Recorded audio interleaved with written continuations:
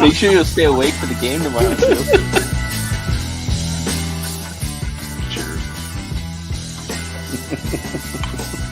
Triple, hey, stomp the same ball. Let's go. Stomp. There we go.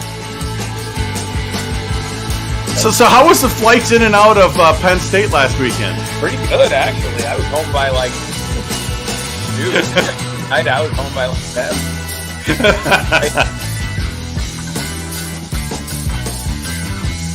Now, here's Jupiter and Vigo.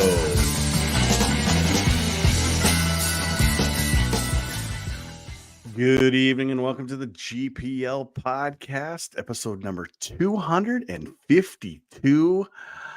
Good evening, Vigs. How are things with you tonight? Things are going great. We are in full hockey mode here in my household, which is exciting. Fun time of year. It's too bad that the Gophers are going to come to a little bit of a break here. I kind of like it, though. It's kind of a tradition in college. Podcast every week, and then I kind of like the break that we have coming up. So it's a tradition in college hockey.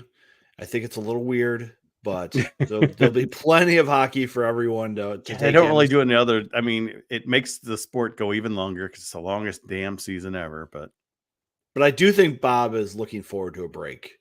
I think he wants this team to get through this next weekend against Cappy's favorite team, and then they'll be ready for the holidays. Cappy? Well, yeah, we got Cappy on this week. Ohio State. There he is. Cappy, how's it going, man? What? Move myself a little bit. Yeah. Center yourself a little bit there. Yeah. Buckeyes. Wish they could just play a non-conference schedule all season and then it'd be set. Because they haven't lost the game all season in non-conference. Yeah, they haven't won a game in conference. Oh, yeah.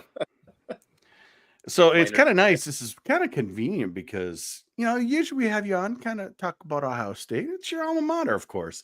Of course. It just so happens you were in Penn State all weekend last weekend and got to see both teams. And I still think it's a Jekyll and Hyde team in Minnesota, but Penn State started well Friday night, did nothing, but then played much better Saturday.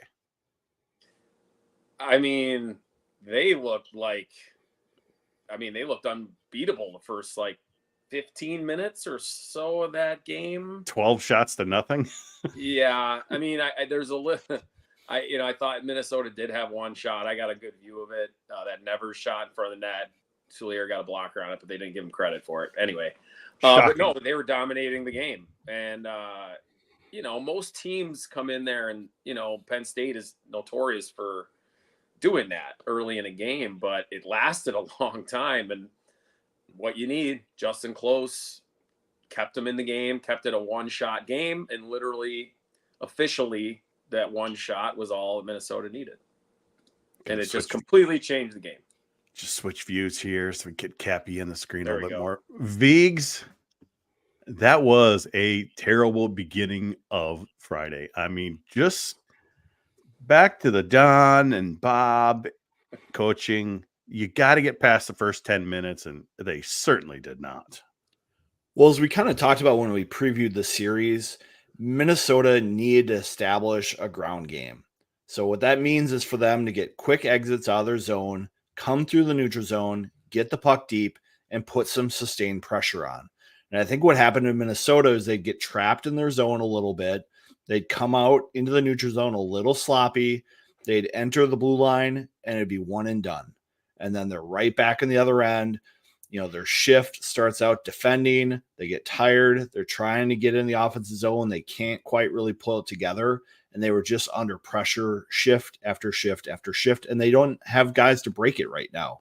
And they really lucked out, I think, coming out of that first period. Very much so. Up 2-1. If Penn State's out of that period 1-0 or 2-0, it might be an entirely different weekend. But Cappy, what happened on the Penn State side? I mean, you could not have dominated more, and then you it was the second shot, but stats wise, you let the first shot in, you let the second shot in. That's got to be pretty disheartening. Yeah, and we, it's funny that Brian Tripp, the radio announcer for Penn State, talked to Guy Gadowski prior to Saturday's game about Friday's start, and he said we didn't handle the emotional kind of letdown of, hey, we're dominating this game, we got this 1-0, and then a ridiculously great play by Rhett Pitlick. I mean, I don't know how he saw him coming late, or if it was maybe like an educated guess. I do that all the time where you're like, I got two guys coming at me. Good chance maybe I got the guy coming, or are you able to look at his shoulder? But they didn't handle like, and then bang, another great, two good rushes by Minnesota is all it took. And Penn State was like, what just happened? We're losing now? And you could feel it in the building like that. And it was buzzing. It went from buzzing to quiet. And I think the players, they just didn't handle it well. And then Minnesota, kept going from there. They found their stride, and then were the better team. Not like dominated the game, but they were the better team in the second and third periods. Viggs, do you think Pitlick just threw the puck out front? I sometimes worry when he throws the puck back that he's just throwing it to space, but I think when the play is in front of him, he's got pretty good vision for that kind of feel for things in front of him. It's when he's all of a sudden thinking, I see a lot of guys in front of me, I bet there's space behind, and he kind of carelessly goes back. But I think when the plays are ahead, he's got pretty good vision. It's always hard to know with Rhett. I would also hope that if I'm Sam Renzel, I am screaming for that pass. Like, I was a big, I talked a lot. I'd call for the puck. I would hope, he's a young guy, hadn't scored a goal, but I'd imagine he'd wanted that puck and was calling for it, hopefully. And when this big 6'5" Renzel train is going down the tracks, I think teammates see that and know there's a lot of reach to hit with that wingspan. Absolutely. But I thought Minnesota played a very mature game after that. They didn't make mistakes. They didn't feed Penn State's offense. I thought they played a little bit more under control. I didn't think Penn State really was dangerous to them the rest of the game. But as we've seen with Minnesota, they get in trouble when they feed the other team's offense, when they start forcing things or making mistakes or chasing plays that aren't there and, touching the stove as defensemen dive down from the point. You didn't see a lot of that in Friday night. And it's just a good sign for Minnesota that they can close out a game like that and get the 3 points. So Saturday night, they come in, Viggs. They pretty much played catch up all night. Very disappointing. And it's kind of what we've seen from this team this year is they're focused one night and the next night they're not. And as much as I complimented their play on Friday with the lead, Saturday, I thought they gave a lot of chances away. You have a weird tip that goes in. You have a weird turnover in the neutral zone where the players are there, but they don't get their guy. they do 80% of the work, but they don't finish the last 20%. Or you have a player make a play as the last guy back handling the puck, turning it over. It's just situations like that. A goaltender tries to play a puck that he probably shouldn't into a wrong spot. Uncharacteristic mistakes that have been costing Minnesota almost one night every weekend. Well, Cappy, you were there Friday night, Saturday night. You were calling the game. Yeah. What were your thoughts that maybe people didn't hear on the air? I mean, it's funny. I thought it looked like Minnesota was concentrating really hard to come out and have a better start. And they did. I mean, if you want to look at just the first 10 minutes, it was a kind of not a lot going on, a lot of tennis back and forth, not a ton of shots, which if you're the road team going for a sweep in a tough, environment, you're like, we'll take that. And I know Bob would take that. And then it took one shot where, not a lucky goal, but when you get a high tip, you blame the losing the face off, but it wasn't a close problem because, there's a high tip with a screen in front of that too. But that's where this team maybe they concentrate on that 10, but then they give up a goal and then they didn't maybe handle it as well. And I said this a couple times now. you were so spoiled last year with the talent you had and the veterans you had on defense last year, where they could see your team is struggling. Faber would just make that smart play, or Jackson Lacombe would be a one-man breakout, or even Ryan Johnson just with that good first pass. You had that. Okay, the team's not doing well, but we'll get out of trouble, and then let's figure out how to win it late, like they did last year in the second game, down late into the third, and then they found a way to tie it, and then won the game in overtime. Right now, because they're just a lot younger and don't have just not the younger, but the talent to go with it. Not just being younger. I mean, those three guys are super talented along with the experience.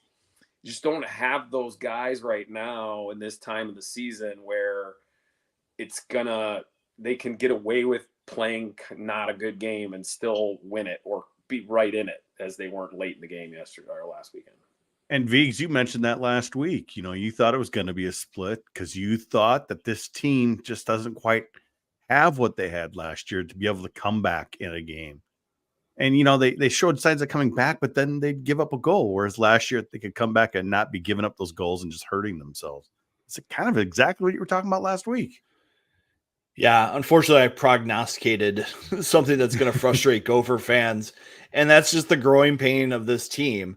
Bob brought it up today. 3 years ago, Lacombe and Johnson and Faber kind of went through these growing pains where they'd have games like that, and they just couldn't minimize their mistakes enough or turn the tide enough in a close game at the end. This Gopher team is still learning how to do that. Their defensemen who are playing these minutes have never played those minutes at this level before.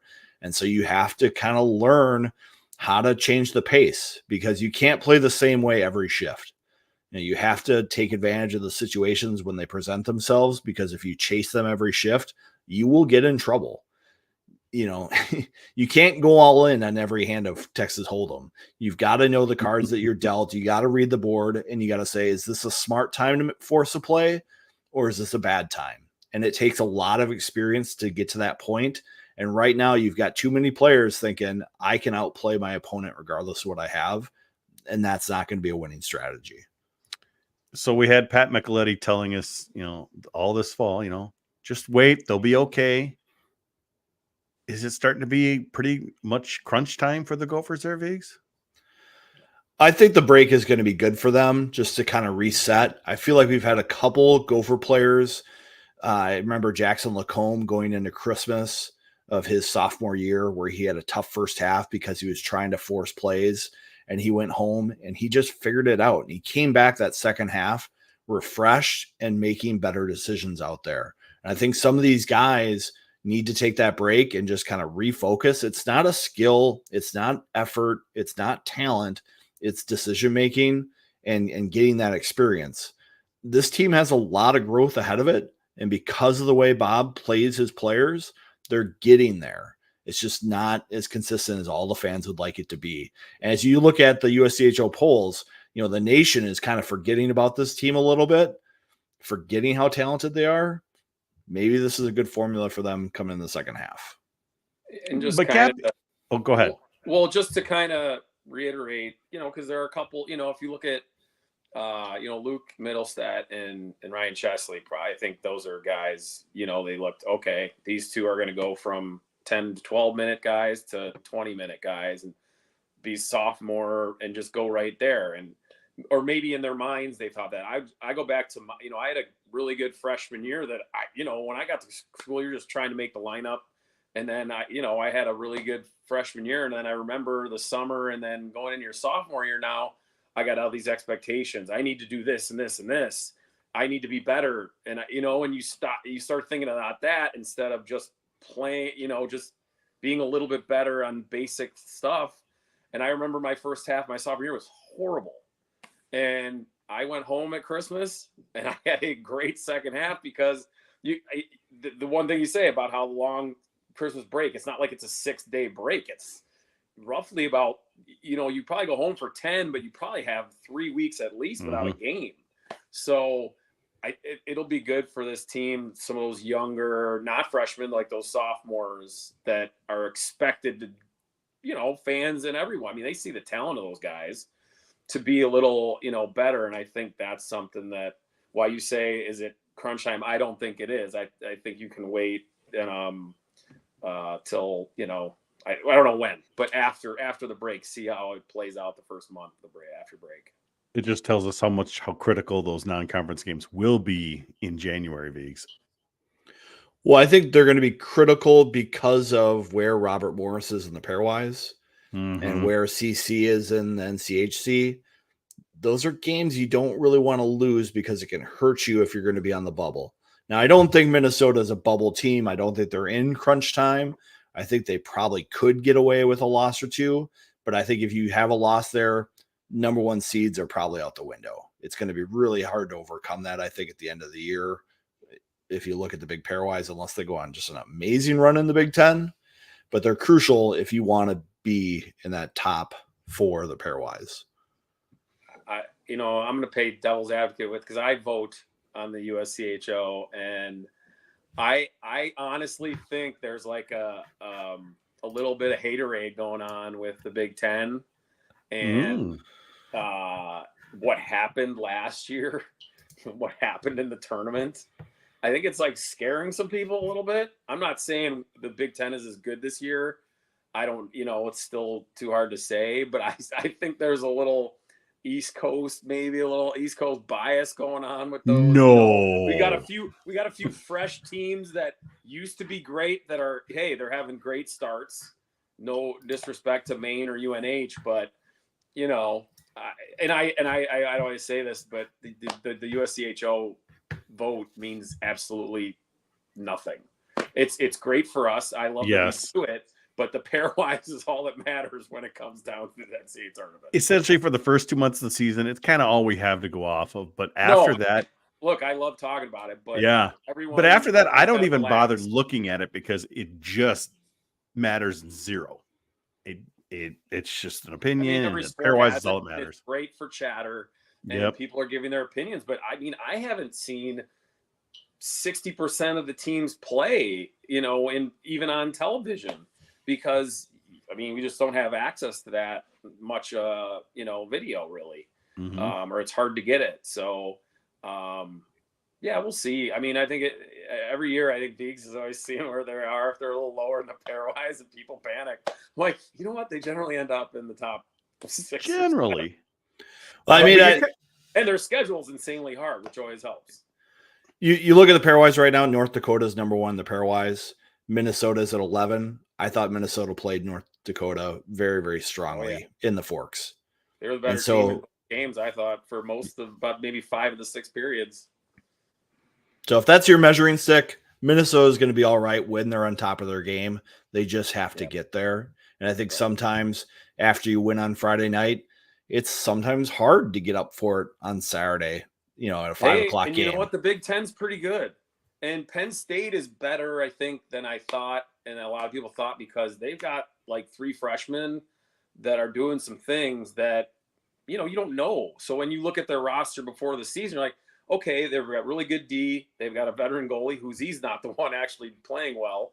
And then you've got, the forwards, like, who's going to score? It's the same problem with Ohio State, but Penn State's got 3 freshmen, including one of them who's maybe a first team all Big Ten in the first half of the season now with over 22 points. So you just sometimes don't know if this team's going to be that good. And I think Penn State, in my mind, has a higher ceiling now because of some of these younger guys you didn't know were going to be the way they are. All right. Well, I know, Viggs, you kind of want to talk about what could be on Bob and Steve Miller's Christmas list. But before we get to that, we need to hear from our sponsors. Are you tired of the same old fundraisers? Paying $15 for a stale bag of popcorn, chocolate candy bars melting in your car, and more frozen pizzas than you have freezer space. Introducing Ferda Fundraisers, a fundraising company with as much personality as the people who play the game. Lift big, throw gas, dingers. Big dump for the boys. Choose from great products made by local companies, flexible plans built around your needs. Sell how you want and be supported from start to finish. Deliver max return without charging people a fortune. It's never been easier to support your community. Ignite your fundraising with FERTA fundraisers. FERTA boys, FERTA girls, FERTA community, FERTA fundraisers.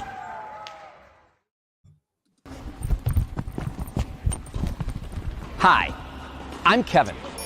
As a decorated member of the ball crew, it's my job to make sure every ball is in good hands. With Chill Boy's anti-friction glide zone, the boys stay cool and dry, which is why I recommend Chill Boy's life-changing bamboo boxers and boxer briefs. With Chill Boys, the score is always love, love. Chill Boys, comfort where it counts. And remember, if you use the code PULLTAB15 at chillboys.com, you can get 15% off your order. So make sure you do that. Love those Chill Boys. All right, Viggs, you were leaving a little message there that what could possibly be on the coach's Christmas list this year. And what do you think should be on there? Well, I think for Bob, he's hoping his team has good health in the second half of the year. I know a lot of people might say Bob's making excuses, but when you lose Mike Kester, Aaron Huglen for significant amounts of time, when you don't have your backup goalie healthy, it changes the way you can prepare for a season. And I think it's really had a big impact on the Gophers so far.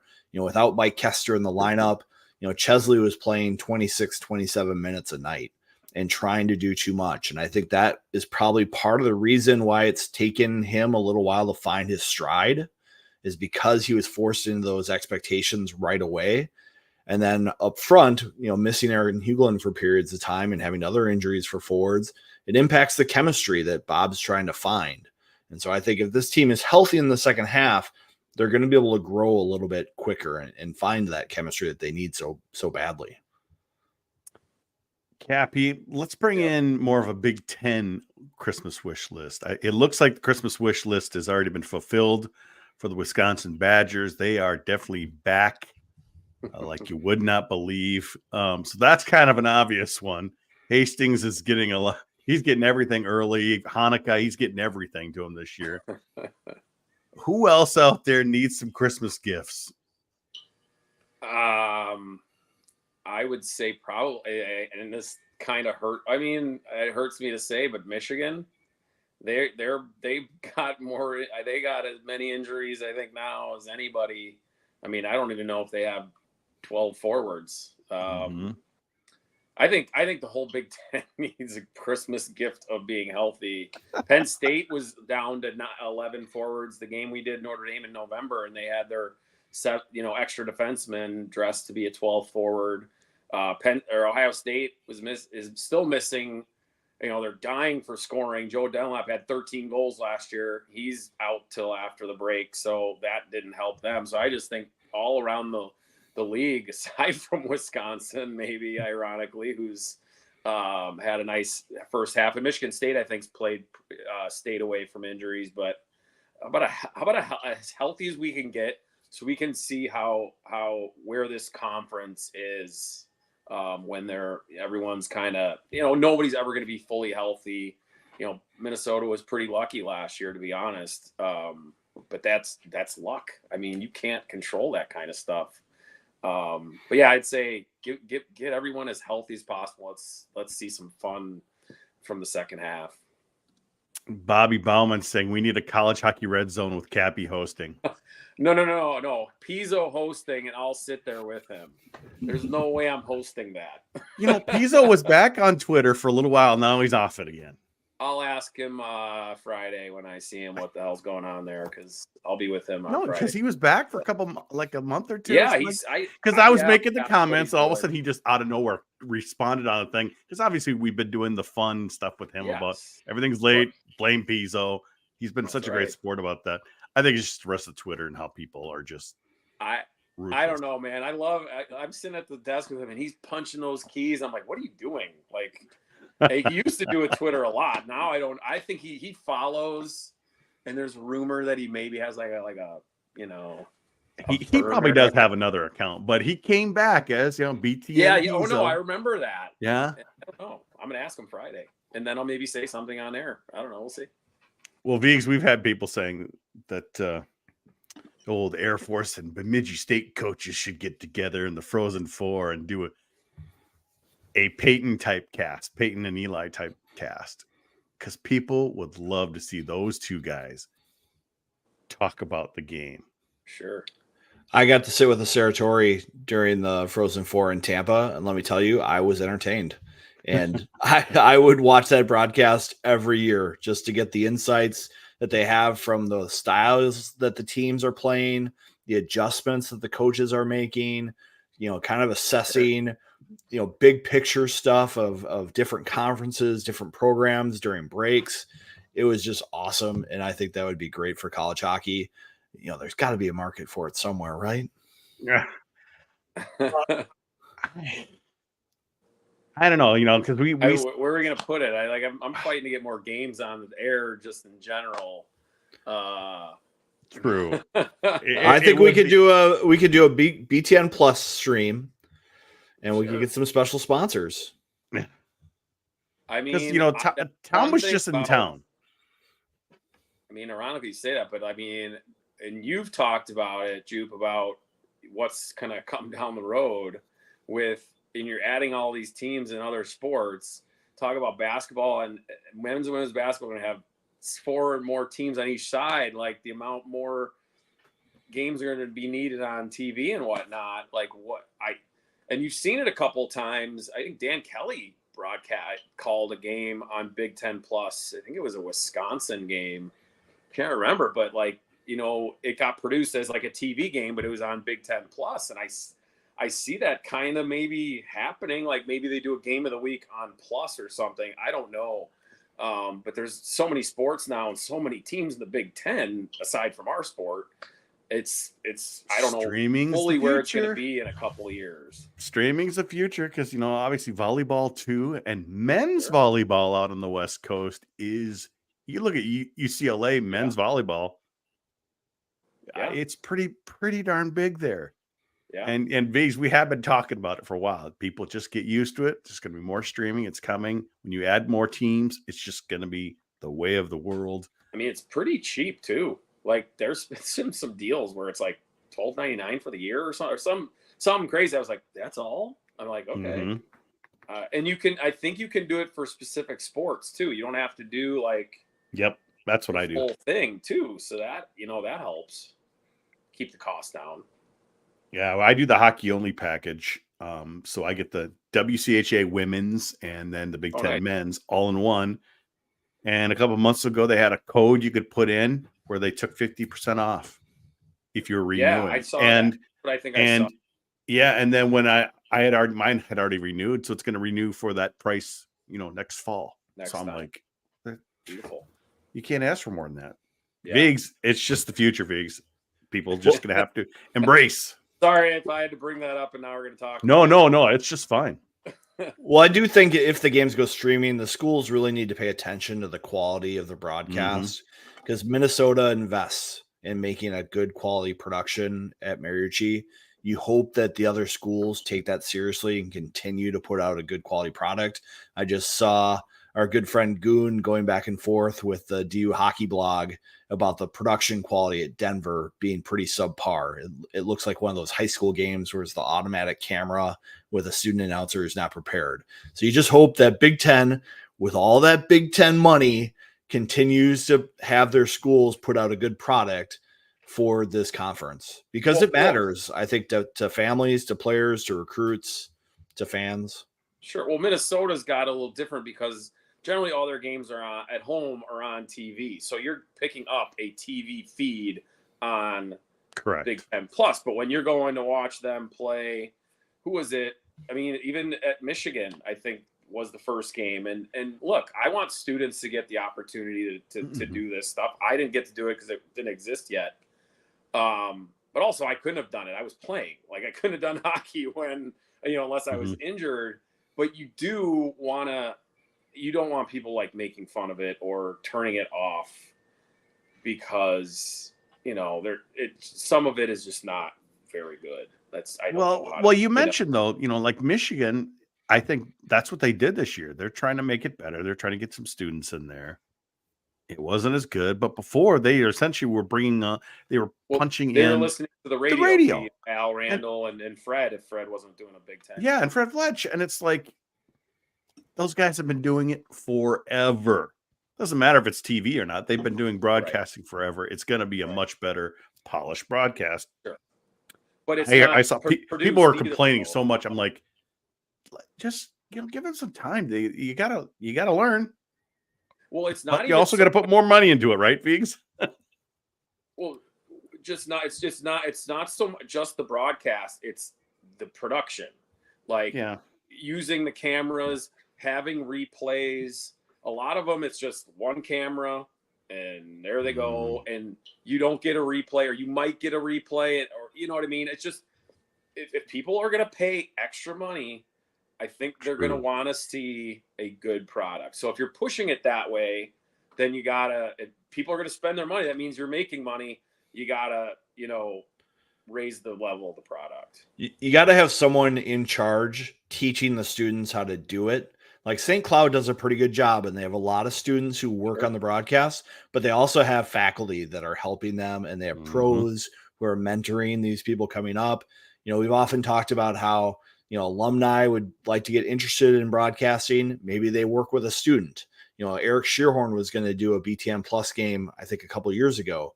He's going to be on our show coming up here after break with Jack Ramsey, which will be exciting to have those two telling stories. But getting those guys some exposure to broadcasting could be good for the game, because we have a lot of voices that are the same for college hockey, and it's probably good to grow some other voices as well and get them that experience. I wanted to make sure I get this question in that was from Magic on GPL. It's talking about the juniors a little bit. He says, I'll point this to you, Viggs. If USA junior team makes it to the gold medal game on January 5th, will the Gopher players make it back for Colorado College on January 7th? I believe it's in Sweden this year? Sweden. I would. Faber made it back from China. So Bob has often allowed players to come back and play. If they want to play, he has let them do that. We will see what kind of roles Gophers play on the World Junior team and how it goes. But Bob has typically said, let them get through that game, that weekend, rest them during the practice week, and let them recover that way, and then manage their ice time going forward, and eventually get them back when they get back into conference games after that Robert Morris series. But Bob has been pretty ambitious with letting guys get back in the lineup. So we'll see what happens. I wouldn't expect them for both games, but I would expect them to play at least one of those games and then Saturday, manage Sunday? their ice time. Is that a Sunday, Monday, actually. Monday. It's almost like it was designed for them to be able to come back and jump in the lineup. Possibly. Cappy. Almost as if it was. And the U.S. should have a pretty good team over there. Yeah, the stuff I've been reading in the Athletics says Team USA should be a favorite. They'll have Trey Augustine as probably the number one goalie. They've got some here. Yeah, they've got some elite forwards. Snuggerud's expected to be on the top line. Renzel and Chesley are supposed to be in, the top six for D pairs, and Oliver Moore will be a depth player on the World Junior team at his age level. Should be a good experience for him there. Nah, the guy Stay healthy. Didn't even make the camp. Charlie Stramel, former Gopher commit. Iserman. Iserman, yeah. Yeah, didn't get even invited to the camp. I read that the thinking was if he's not going to be a top six player for this team, they're going to go with experience and a little bit more size and older players. There you go. So that also means that he will likely be playing in the exhibition game against Minnesota at Mariucci. That's great. Which could be interesting. Could get physical. Could get physical. We've seen a few World Junior players take, or U.S. national team players take big hits when they play Minnesota. So maybe we'll see one for him. Smaller ice surface too, a lot tighter. That has thrown me for a loop all year. I'm getting used to it, but it looks like it's a whole new arena from watching it from afar on television. Mm-hmm. It looks like they have a brand, and the lighting. It looks like it's a whole new arena. So that was wanted to get that in there. Not that I dislike it. It just looks like a whole new place. I think the lighting's a big part of that. It just looks different. Just looks different. Are you going to Columbus this weekend? Who's on the call for BTN? Who's on BTN? Who's calling the games this weekend? Well, that's ironic. I was going to bring that up. No, I'm in the studio tomorrow for the doubleheader. I think it's the second game is Michigan State, or Friday night. Michigan State at Wisconsin, or Penn State at Wisconsin. Penn State at Wisconsin. Sorry. Okay. And there's been a change in the broadcast crew because of COVID. Breaking news. A very familiar voice will be in there for you.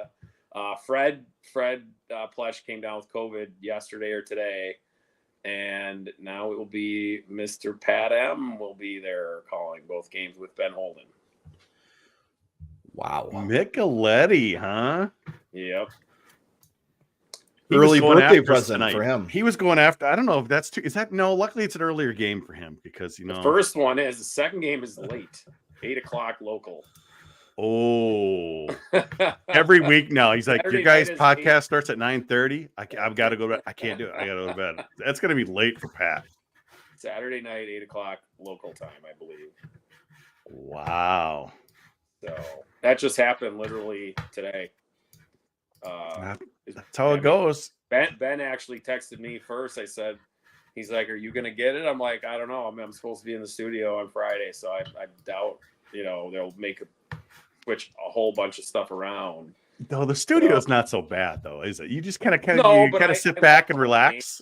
I love being in the arena and calling the games. True. And to get back to, I always love to get back to Columbus because it's like it's a nice trip to see some friends. Mm-hmm. As well. So I'll be there in February for a game, but tomorrow night or Friday I'll be with Pizzo. I haven't seen him in a while, so it'll be good to see him, and I'll find out all the Twitter stuff. I'll get all the down low on that.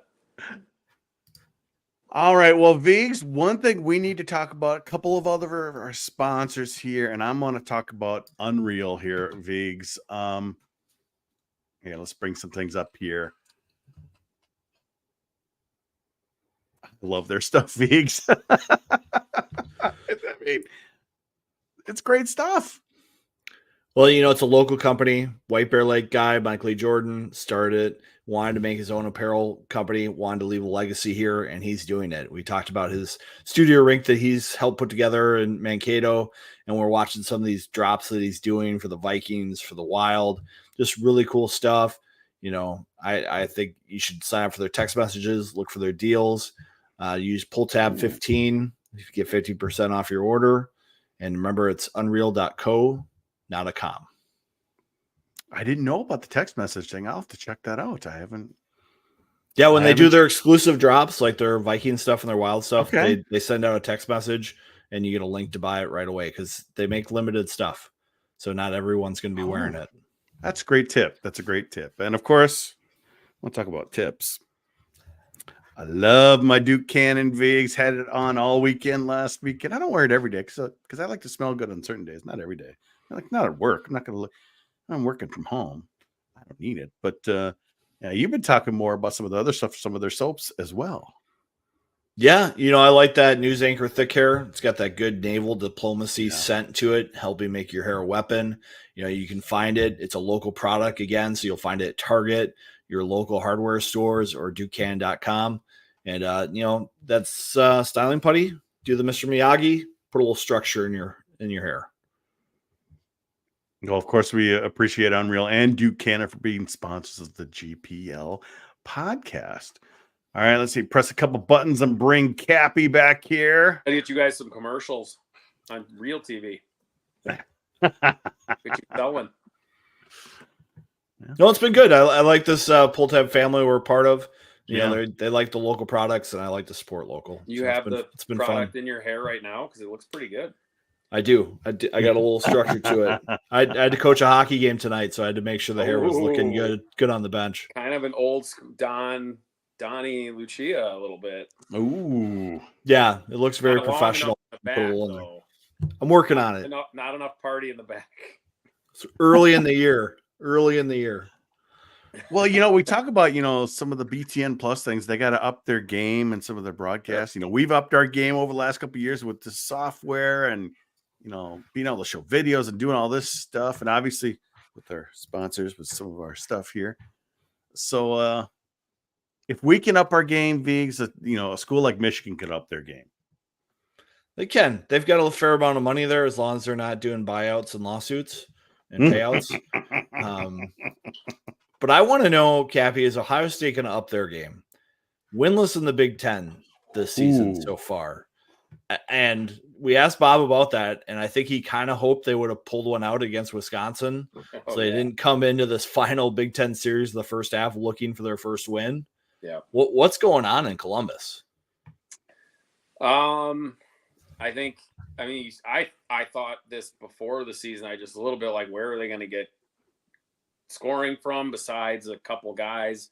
I mean, they brought in 15 new players, which is insane. I mean, but Michigan State did too. Obviously, they brought in, between I think their transfers were their big gets. And then obviously, Levshinoff, a top 5, predicted player in the draft. So their 15 were a little higher level, at least come right away in and contribute. Whereas, Ohio State brought in some solid transfers, but, no real game changer type of offensive weapons, unfortunately. And, they're struggling to score goals.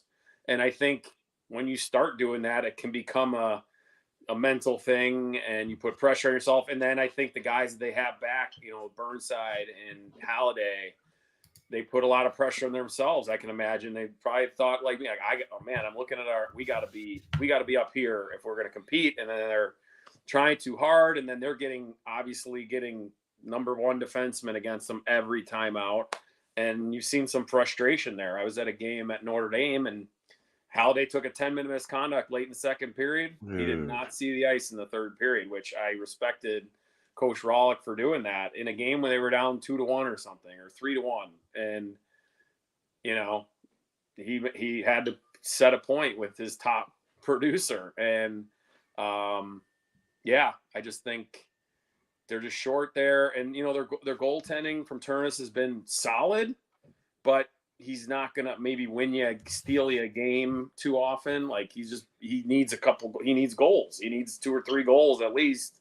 And they just have not been able to do that, especially in conference play. It's been kind of weird. I think there's another reason. I think the Big Ten, they haven't lost in non-conference. They're 5-0-2, but they're 0-7-1 in Big Ten play. So there you go. That's the synopsis. And Vigs, Cappy kind of talked about it there, sitting some players for a little bit of time. We've seen Bob do that a couple times this year. Maybe he needs to do it more if things don't go as the way it should go. Well, I think Bob is sitting guys for discipline, taking penalties.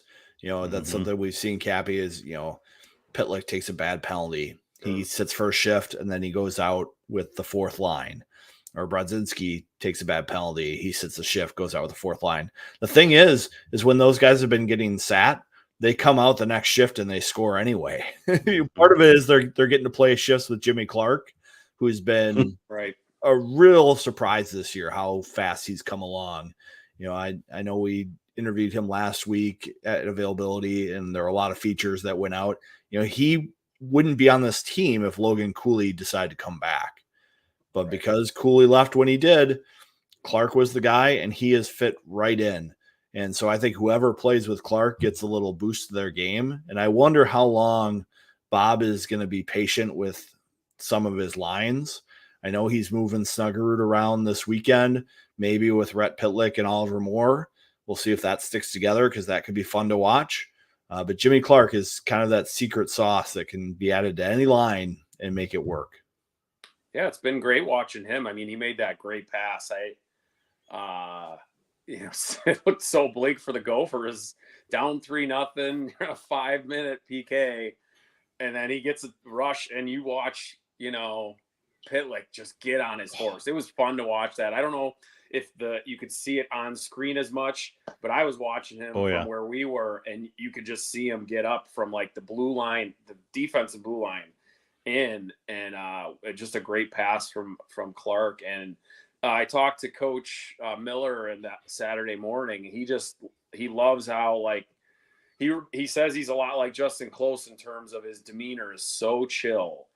Nothing bothers him. He doesn't get high and low. He's like he barely celebrated. He's scoring an overtime goal against Michigan State. And I think a guy like that, his mentality, he's like, I'm just going to go play, and it's not going to matter. And usually those kind of freshmen, if they're bringing some talent with them, which usually they are, if you're coming to Minnesota, those are the guys that that they're not. Oh, why am I not playing more? They're not thinking. They're just waiting for their turn. And when they get their turn, they're doing the best with that opportunity instead of, why am I not playing more? Why am I not getting this? Why am I not getting that? Those guys that adapt faster mentally to go when you get your opportunity, those are the guys that have success quick. And he's earning it. And you've heard the coaches, like you said, talk about how great he's been. My girlfriend would like to know, Cappy, will there be dogs in the student section again this year? And gotta be, right? There's gotta be. She loves that. I love that. I think it's great. It's awesome. I mean, there's just dogs everywhere now. I love dogs. I don't own a dog. I like dogs, but they're everywhere now. I mean, they're in the airport. They're sitting, they're everywhere you go. I mean, you can bring them with you now, and they behave, as long as they behave well, and they're great TV. Our cameras were all over them the whole time. Hopefully they're there this weekend and they get all the TV time they want. And it's hopefully you gotta be careful. That means Ohio State might be scoring goals though. Well, what was it a couple of years ago? Didn't Minnesota Gopher kind of go over and celebrate on the wall with the dog? Nick Blankenberg did. That was that made Michigan. the most popular thing. It was Michigan. It was Nick Blankenberg. So that's where the dog. And then I feel like they loved how they got some publicity, and then they're like, well, let's bring them in. And so I'm assuming, the knuckle pucks will be prepared for that this weekend. So yes. How the crowd's been there? Is it getting better? What's that? Is the crowd's getting better? I mean, I'm probably not. They're not winning. The crowds are. I mean, generally when they play Minnesota, there'll be good crowds this weekend. Mm-hmm. It'll just there could be 7,000 or 8,000 people there, and it won't. It's gigantic, so it's and they've done that. They don't open the top now unless they fill the bottom. So, the story goes on. They have a new president coming in. The AD is leaving this spring. And the new president of the university is a former Air Force hockey player.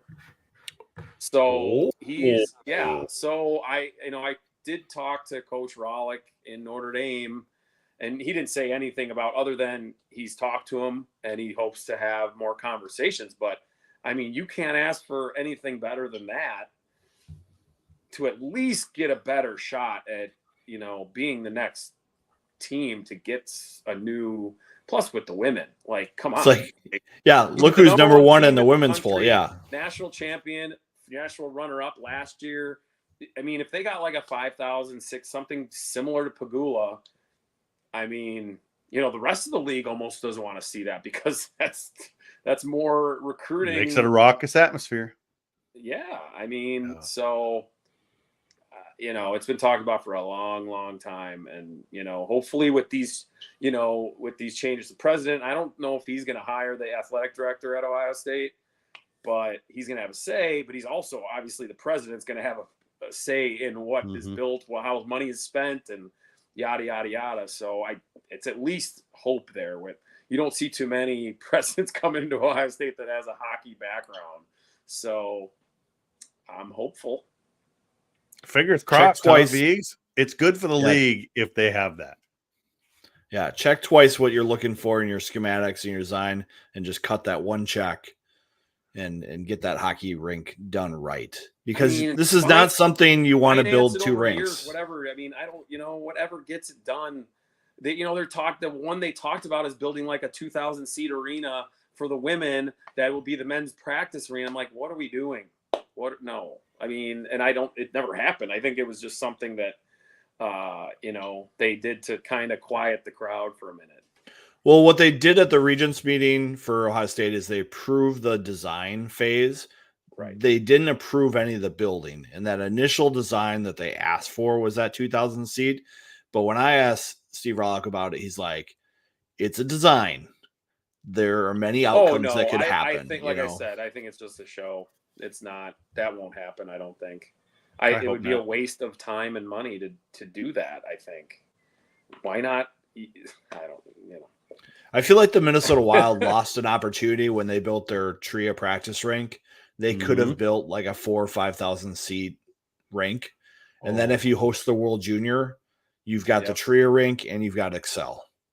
And maybe the World Junior is going to come to the Twin Cities anyway. We've seen them have stuff at Target Center. We've seen them at Excel. We've seen them at Mariucci. They're looking at all kinds of ways to host the tournament here in the Twin Cities in a couple of years. And I think that would be great. They've got the arenas there now. But yeah, why wouldn't you want to have a newer? And St. Thomas on the way.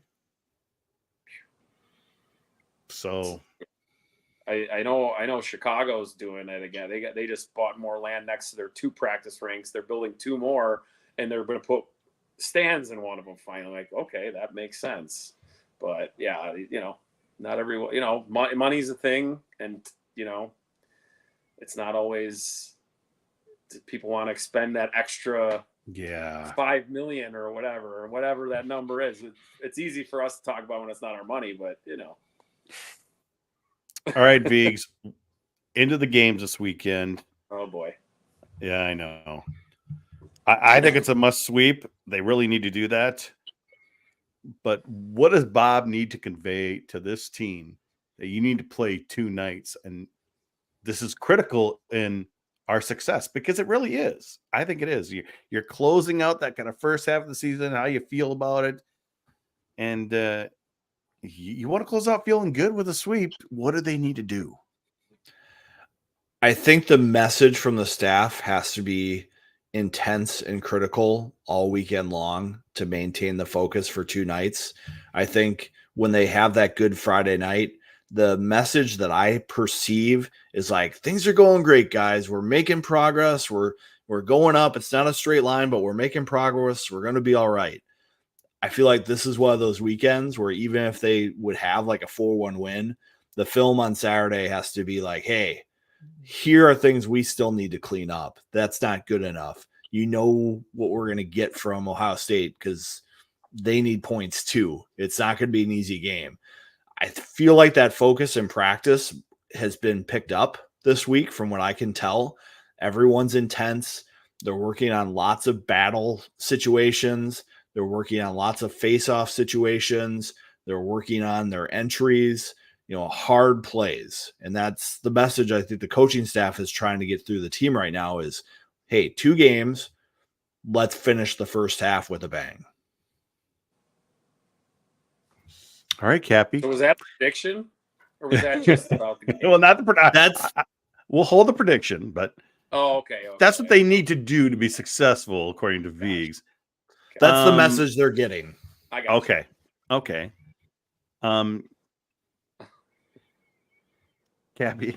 I know you. We started going back and forth, and you're like, Ohio's as bad as they think they are, but maybe they are as bad, and they need a win this weekend. Could be really big for them. Sure. I mean, they need to score first. I think that's like huge. Because one, it'll give them a little confidence to see a puck go in the net. To play with a lead is just a completely different thing at home. Yeah, I don't know. And then Turnus has to play great. Their special teams are not really good. They don't have, you lost 2 stud defensemen. Both have had NHL games now this year that both were really good on the power play, especially Mason Lohrei last year. They have some guys that are okay up there, but they don't have that like elite guy. And it's snowballed. And, when you're not scoring goals, everyone knows you're gripping the stick more, you're thinking more, you're not playing as free. You're thinking, oh my God, and when you're on a losing streak, what's gonna happen next to us? So like getting a first goal, playing with a lead against a team like Minnesota is, I don't see other ways of them having success. Hey, maybe it's 0-0 into the second period, and you're building some confidence that way, knowing you're right there and one goal is gonna to get you to the top. But it's got to be. I'm just thinking of myself of being on teams, not at colleges in general, when you're struggling to score and everything's going bad for you. If you don't get some positive things in a game early, it's really hard. I don't care how mentally strong you are. It's really hard to play through that and have confidence, especially when you're playing. Everybody's ranked in the league except for them now, so there's no breaks other than when you play your non-conference games. But yeah, that's got to be their mentality, I think, is getting a good start, getting a lead, and then hopefully that puts some confidence in their back pocket. Well, I'm definitely picking the sweep for Minnesota, more or less because I'm shocked. I know. They you know what? They need it. They need 6 points. They need to get a little more competitive. If you in the care league. about the standings, which is funny, the coaching I don't think cares about the Big Ten standings all that much. Yeah, but you know what? But 6 points. Bob Motzko wants them playing that first weekend in the playoffs for sure. Yeah, but you know what? A loss hurts them in the pairwise. Sure. And if Ohio State keeps going down, it could be that. It could be a really bad year for them. And you have a loss to Ohio State that's going to damage your pairwise. So that's why I say a must have 6 points this weekend. Vigs, what happens? I agree with you. A loss to Ohio State's not good right now. They're 27th in their pairwise. That's right there with Minnesota State 28, Colorado College 29, St. Thomas 35. That's not a good place to be. And a loss to a team there would damage Minnesota a lot. I think Minnesota is going to be able to get through this weekend. I think Jimmy Snuggerud is going to be the Big Ten first star of the week coming out of this. I think the line with Moore and Pitlick is something that's really going to free him up. I think Oliver Moore is really starting to get it. I think he's going to be able to contribute playing with those two, and I think that's going to be a fun line to watch. I think Snuggerud gets 5 or 6 points this weekend, and the Gophers get 6 points. Wow, I love that prediction. I love that. Stoking Snuggerud here. All right, Cappy. I'll say that about Snuggerud. He's like watching him all weekend. Closer than I've watched him this year. Obviously, his numbers aren't as good. I mean, Jesus, he was playing with two guys that are, not just in the NHL, but top 6 type NHL players. Right. I mean, and he could be one if he'd be probably in the NHL right now if he would have signed. I don't think he'd be playing A. He played hard. And he's been playing hard. Like he might get frustrated out there, but he still keeps going. And he's shooting the puck a lot. Almost maybe sometimes he's shooting too much where there's maybe other things he could be doing, like, making a play. But I think his mind is telling him to shoot because a lot of people tell him to and he has the great shot. I do like that line. He needs someone to dish him the puck. I love Aaron Huglin's game, but he's not a puck. He's not a puck distributing, like assist centerman type of guy. So I like, and with Pitlick, the way he's playing, that's the perfect guy for him to put on if you're trying to get Snuggerud going. So my prediction this weekend, I don't know. I don't see us. I don't know. Maybe at 1 point for the Buckeyes. I don't know though. Maybe they can, if Minnesota just comes out flat, or sometimes teams do not come out strong at Value City Arena because maybe the crowd is late. Crowd might be slow coming in on Friday. It's a 6:30 start there. Maybe, I don't know. I mean, the students will be there. The students have actually been great. I'm jealous. We never had a good student section. They have a good student section there back in that corner, but I want to be a homer type of thing. I don't know if that can happen. I just really don't. So I'm going to say a sweep as well. There you go, folks. So if anything else besides sweep happens, don't blame us. I mean, and you know what's funny is I was looking at the pairwise after last Friday's game, I think, and the Buckeyes pairwise actually went up because they lost to a high-ranked team. And then I looked, Princeton won, Mercyhurst won. All the teams that they beat in the non-conference, Yep. Omaha won. All three of That those helps. teams that they had sweeps or they didn't lose a game to, obviously they haven't lost in non-conference, moved them from like 28 to 26, even though they lost. So it's like, who knows? Maybe if they get swept, though, their pairwise will go up because they play Minnesota this week. I mean, it's. I don't think it'll ever get horrible unless they just lose all their games because they don't have a bad team to play. Or True. I think they play Bowling Green, and then they have one more with Mercyhurst at home, which you win all three of those. That maybe, who knows if that's their only. No, they're not going to go for the league. God, I hope not. Knocking on wood right now, but yeah, I don't know. I mean, you look at the NCHC though. They got CC, Duluth, and Miami are 30 or around 30 or lower. Yeah, NCHC usually is like Miami, maybe CC, but with Duluth is near 40, right? Figs. Yeah. So hurting Minnesota's pairwise. Well, because they have a tie. They have a win and a tie. Winning a tie. Yeah. Well, I mean, it can't be perfect. I don't know. It's No. The Hockey East is crazy. I don't know how in pairwise. I don't. Pairwise explained, huh? Explain it to me, Biggs. That's what overtime's for. Need a couple of beers first. Overtimes and beverages. So, well, thanks for coming on the show once again, Cappy. You're up there right with Molesky. Am I gonna pass him in January since I'm the next Big Ten guy? I think you might get. I don't think you're going to pass them though. No, I didn't. I wouldn't think I would. But it's funny though. Their next 4 Big Ten games are against the Buckeyes. Yeah, and you'll be back with us in early January after the Robert Morris series. So it'll be fun to have you back on then. And yeah, I hope they win those 2 games so you guys aren't too grumpy. Because I mean, if they lose one of those to Robert Morris, yes. Viggs, do you have anything for us before we say good night for the podcast? Thanks for being with us for the first half of the year. It's been a lot of fun working with Pull Tab has. Sports and having all the viewers. I was just emailing with Jupe the other day. Our viewership is up, and we appreciate all you coming with us. It makes it a lot of fun. It's the hair, guys. You're bringing in with the hair. You look good. Look good, feel good, play good. There you go. I like the way you're thinking there, Cappy. Well, that's going to do it for this episode of the GPL podcast. This is our last show of 2023, but we'll be back with a new podcast on January 3rd, where our guests will be Jack Ramsey and Eric Shearhorn. That's going to be fun just from the stories right there. For those of you watching live, stay tuned for overtime, of course. But for the rest of you, we'll catch you again in January. Thanks for listening.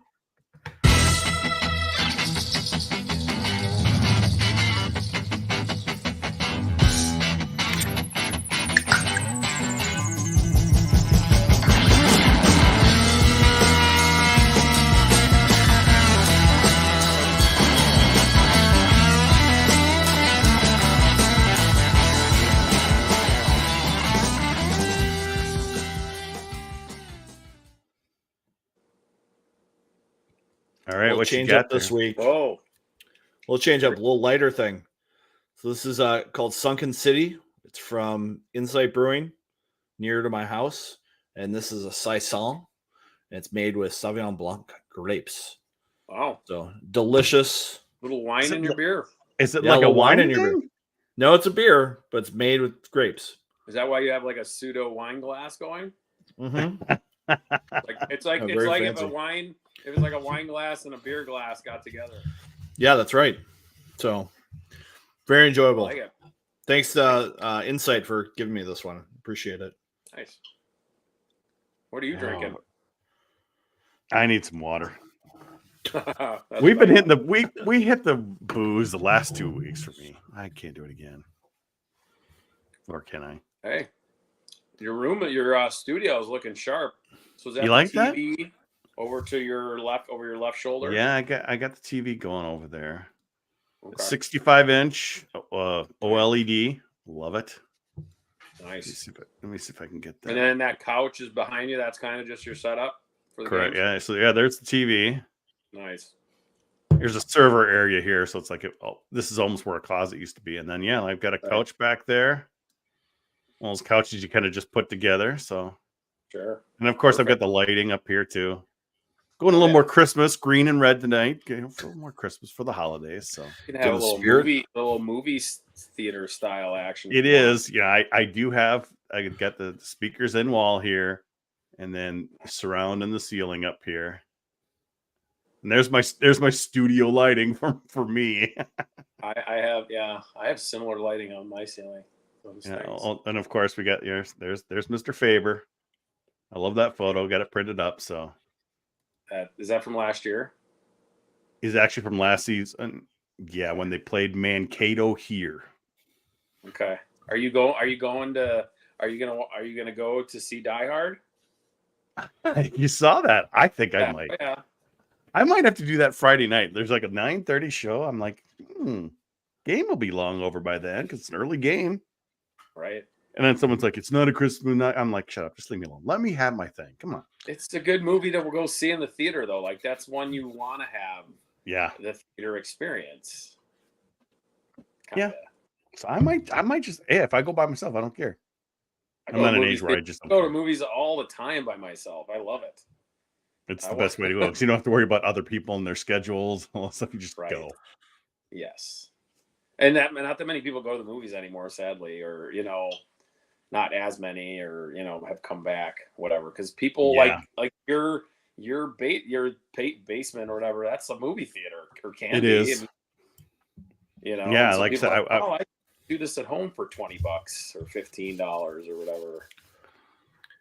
And it feels like the movies come out so quickly to streaming or whatever service they're going to. Within like a week or two. Yeah. I mean, the longest wait is like 90 days.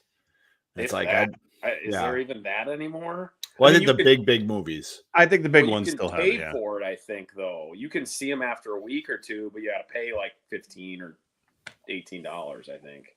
Mm-hmm. What was it during the pandemic? I think HBO was doing some movies at the same time. Yeah, they'd premiere on HBO, which was crazy. Yep. There was one I saw. I think it was one of the Knives Out movies that it premiered in the movie theaters for like a week, and then it was strictly Netflix. So it only had 1 week, Mm-hmm. 1 week in the theater. Then it was because it was a Netflix produced movie or whatever. So just it's just a different world now.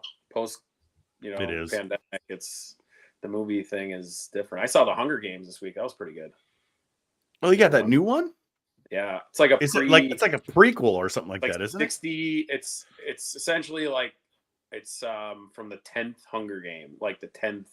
Ah, okay. And the first movie, the Hunger Games, was the 74th, so it's like 64 years prior. I see. It starts building the story. What's his name? Donald Sutherland. I think he's like young, very young. I think it's his story of his rise, kind of. Scarlett Johansson sued Disney for releasing Black Widow on streaming at the same time as I remember that. That was a really good movie, actually. I liked Black Widow. And was that after that came out after?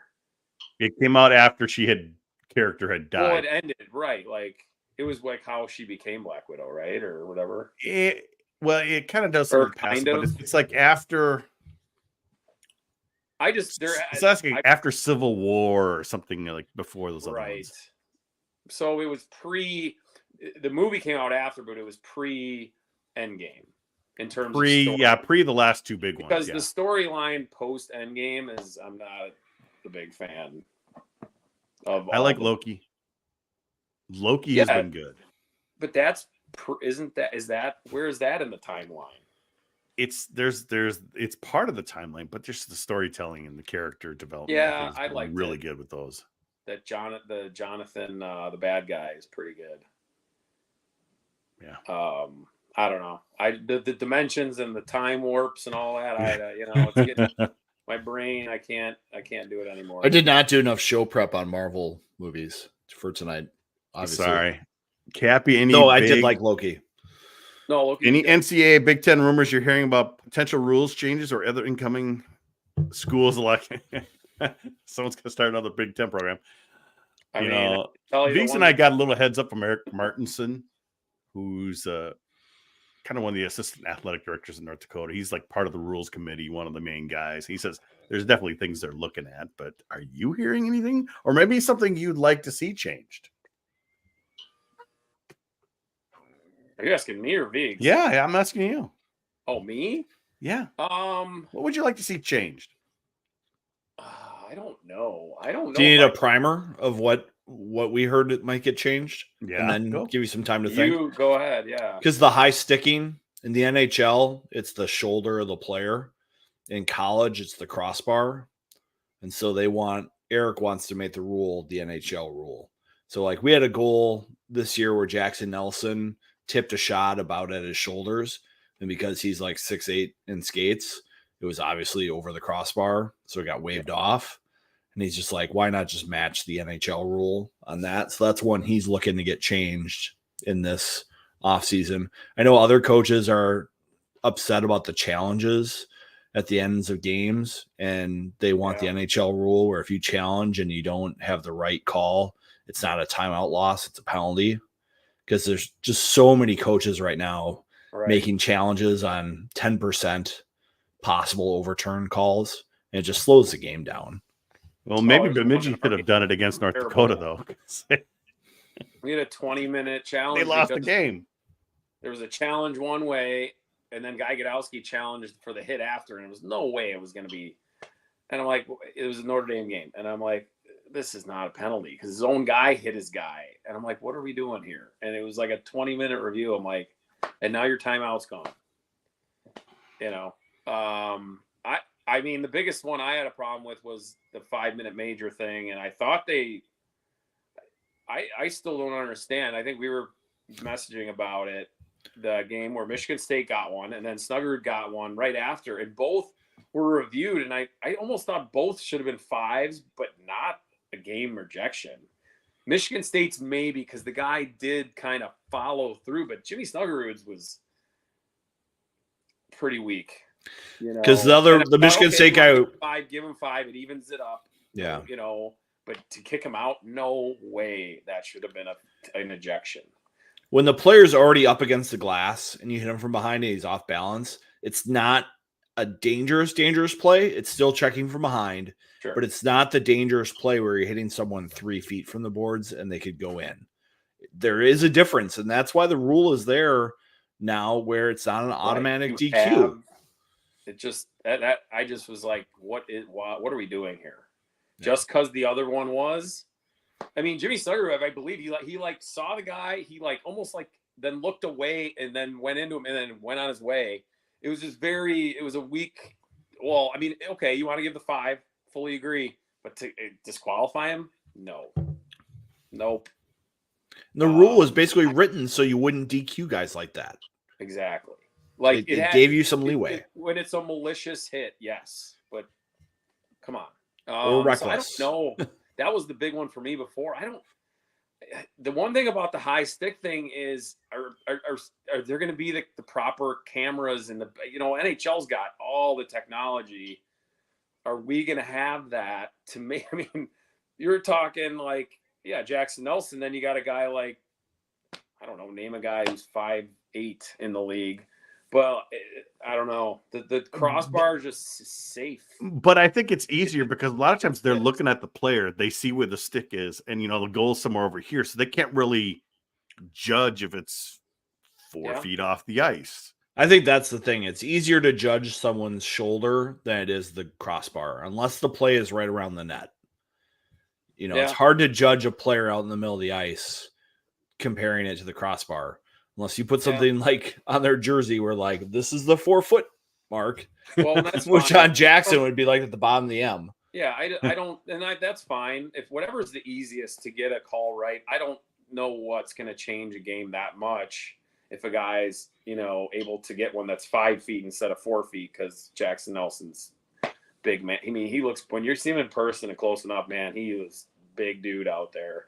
I mean, Sam Renzel too in terms of his height. You know, he needs to probably gain about 20 pounds over the next year or two.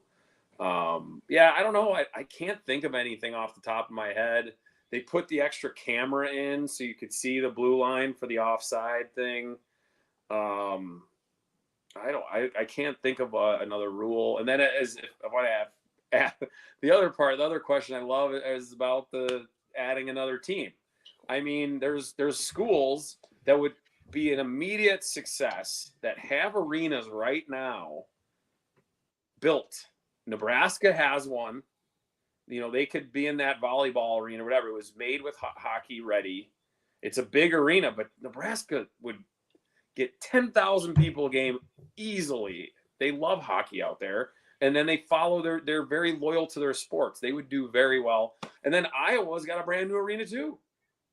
Right there off campus. Brand new. It's like 4,000 seats. It's got black and gold. It looks like Iowa. They built it. I don't know who built it. It's like a mystery how that building was created.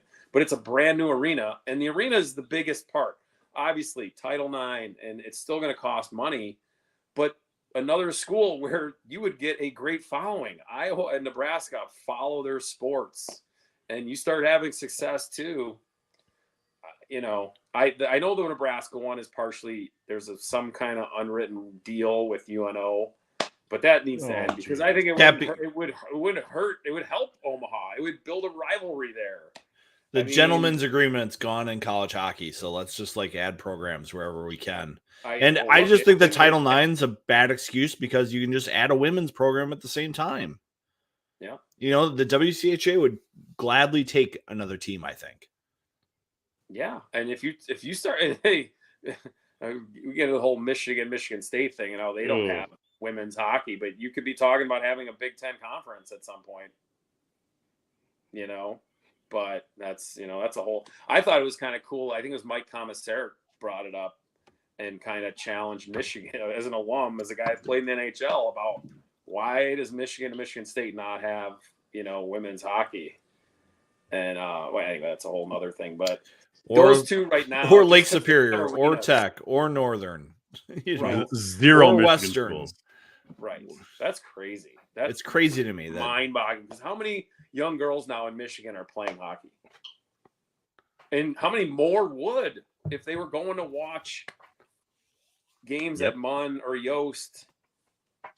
I mean, it's kind of sad, to be honest with you. If I was a young girl in those states that you wanted to go play in your home state, you know, if you grew up a Michigan's fan and you wanted to go play, that'd be kind of sad, to be honest. And I think it'll happen. Just like I think there'll be a team at some point, but I don't know if our hair will look as good still by the time or if I'll still have mine. So it's it was Michigan, their hockey Twitter, or I think it was their hockey Twitter, was it last year or the year before? We're talking about Title IX and all this stuff because it was the 50 years of Title IX. I'm like, the hockey program should not be tweeting about Title IX. Yeah, because that is just stop. It's that probably wasn't thought out too well when that was tweeted out, but not good. You know, that's someone that believes in it that obviously doesn't have any kind of say. Someone that, you know, that runs the Twitter account believes in it, but obviously they're not the ones in charge of, you know, those decisions and whatnot. But as far as, you know, our league, man, you know, I would love Oregon to get hockey. Come on, Phil, buck up. You got billions. UCLA, USC, UCLA, they all have clubs. They all have club teams. I just think Oregon's got so much money I think that's why. And Washington, I think those two is your better chance in terms of, I think, because of cash flow. I think UCLA is like broke. I think the Big Ten almost saved them from what I was hearing. In getting the TV deal. But yeah, I don't know. It's funny. It stinks because you're seeing all these other programs come up. Augustana, look, they're gonna have, you know, Long Island, Stonehill. I mean, these schools are just, you know, obviously it's different, you know, the costs and Title IX and all that, but it's frustrating to see it when you got these, you could have more, U of I's not going to do it. Illinois is, unless someone comes up with $50 million. And was the rumor that it was like the Wirtz family was going to be the lead donor? I think they had gotten involved because they had announced they had the draft one year, and they announced that they were going to be in kind of like a, involved in helping it. I don't know in what capacity, but well, we've talked about this a couple times now in this, that it was going to be announced in April of 2020 that University of Illinois was going to start hockey, and probably this year or last year even, if COVID never happened. So it is what it is at this point. But 8 would be so nice. Yes. We know Bob wants it. It's amazing that the Big Ten can't figure out their tournament either to make it better for the teams. Bob has said, don't worry, we'll get it done. I think 3 years in a row that we will figure out a way to prepare our team for the tournament, and nothing is happening. Well, it's also just not ideal to have a 7-team tournament over 3 weekends. Well, do you see what the NCHC is going to do? The 8-9 team is going to play like on a Wednesday or Thursday or Tuesday or something like that, and then just the next series. And so that 8-9 game is going to be at the one seed ring, right? Something. Yeah. At the higher seeds arena? At the one seed arena. Oh, at the one. So they don't have to travel. They both travel to North Dakota, and they play their game on Tuesday or Wednesday, and then they stay there and play on the weekend. North Dakota will have 3,000 people at that game. Easily. Yeah. I mean, I'm just saying if it's at North Dakota, but no, it's 2,500 of them might be at the club level bar, but that's okay. Hey, I mean, and there's got to be a way. I keep saying it, but you got to cut this thing down to 2 weekends. And I also think now the league is so healthy that you could go back to having the weekend at Excel or the weekend at the Little Caesars. It's not going to, the attendance thing is not going to be the way it was those first 4 years, because it's the league's not looked at the same way, and the fans, the Gophers Gopher fans aren't as pissed off as much anymore. They'll go see those games, if they're hosting it. I don't know. I don't make any decisions. I just have ideas. It definitely feels like Gopher Nation's gotten over it a little bit.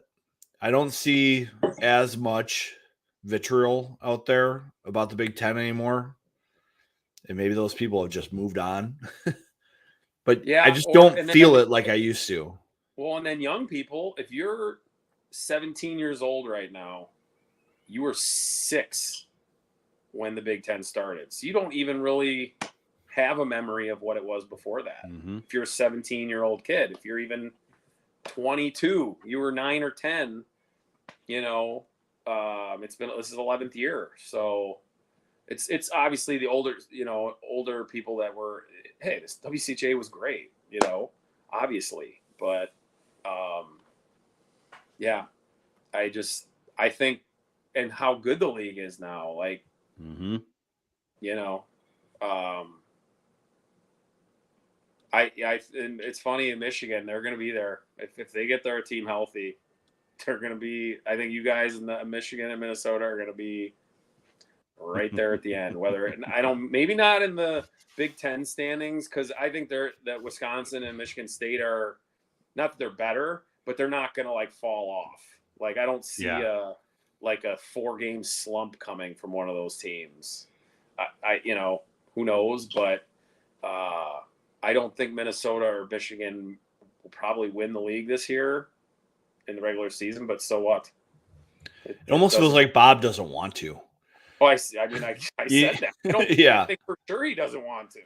He wants to play 3 weeks in a row going to the tournament. He doesn't want to take a week off. And right. And I think as long as he gets that home game for the first round, he might play that first weekend, win it. They might not. Then they might got to go to what? Maybe they got to go to Michigan State. They could be out in the semifinal.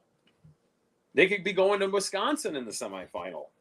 Well, that's what I told Todd After the first week, I was like, this Wisconsin team looks pretty good. Like they drew 4 aces out of the portal. Obviously they got 3 really good players from, Mike probably brought his 3 best players. I don't know. I think so. There are other guys. Silly has 2 goals. He had 23 last year. And Fitzgerald, I think, scored their first game and then just scored this weekend. It's like they've been playing okay. And they're still, it all goes to McClellan. Like, who the hell saw that? And no offense to him, but he was a backup last year to a Jared Moe who was, he was okay, but he got lit up many times.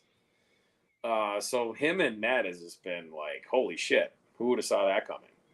Well, I think the structure in front of them is so much better than it's been. Sure, but and that's what the Minnesota State players bring to that roster is consistency and depth, and they're hard to play against. Sure. They are always above the puck. Like they don't cheat. Well, and so it's hard to play against them. They brought 3 guys. So clearly Mike Hastings' style has also I think there's this one guy, one player's dad comes to our skate, knows some guys I skate with, and they talk about how he's like, Dad, we're getting bagged. We're like skating like in the preseason because he's under. It was a freaking country club skills clinic previous, and Mike Hastings came in and said, no, we're going to be the hardest working, in shape team. Believe me, I know. I don't know. It's been a while since I had to deal with it, but he hadn't changed that much. So clearly they bought in. They had to, right? You had, or this one kid that it looks like he's going to leave because he's not playing. He's going to the WHL. Maybe it looks like. Is it Jugnoff? He was just traded, and I saw it on Twitter, and it doesn't mean he's going, but usually he was traded for like 4 players or picks and stuff. And it's like, well, guys don't usually get traded when they're not in the WHL unless something is bound to happen. So I got to look this up now. I missed it. I've been busy tonight with youth hockey. I don't know. It came announced this afternoon. Just look at Todd's feed. But what about Stramel? Stramel, yeah. I actually dug into this a little bit. He's still owned by Victoria, who drafted him. So we'll see.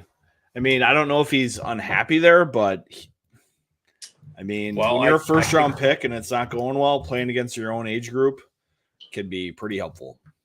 Yeah, I think he's got to play the way his coach wants. Like, I don't think Mike Hastings he's not a dictator. Like, he's really good with players and communicating what he wants from them. He's not like, hey, this, or like, he's trying to help them, but you got to do it his way. You got to earn his trust before he's going to let you kind of, freewheel a little bit. And some guys, it takes time. I wouldn't give up on the guy. He's too talented and has the skill set. Now, if he decides he wants to change up, that's a different story. But, he's 19 years old. He's a sophomore in college. Not everybody is that great, right? It takes time, and especially if he's got to learn to maybe play a, more structured game. It could help. It's going to help him in the league. If he can turn a corner under Mike Hastings, it's going to help the Minnesota Wild to be happy about that, in my mind. And then if it doesn't work out, he can try another avenue. But if I was him, I'd tell him to stick it out a little longer. That's just, Always depends on how things are going and the attitude. Like we've seen it go both ways. Like Charlie Coyle, left BU and went to the major junior, and it worked out sort of okay. And he's found his way.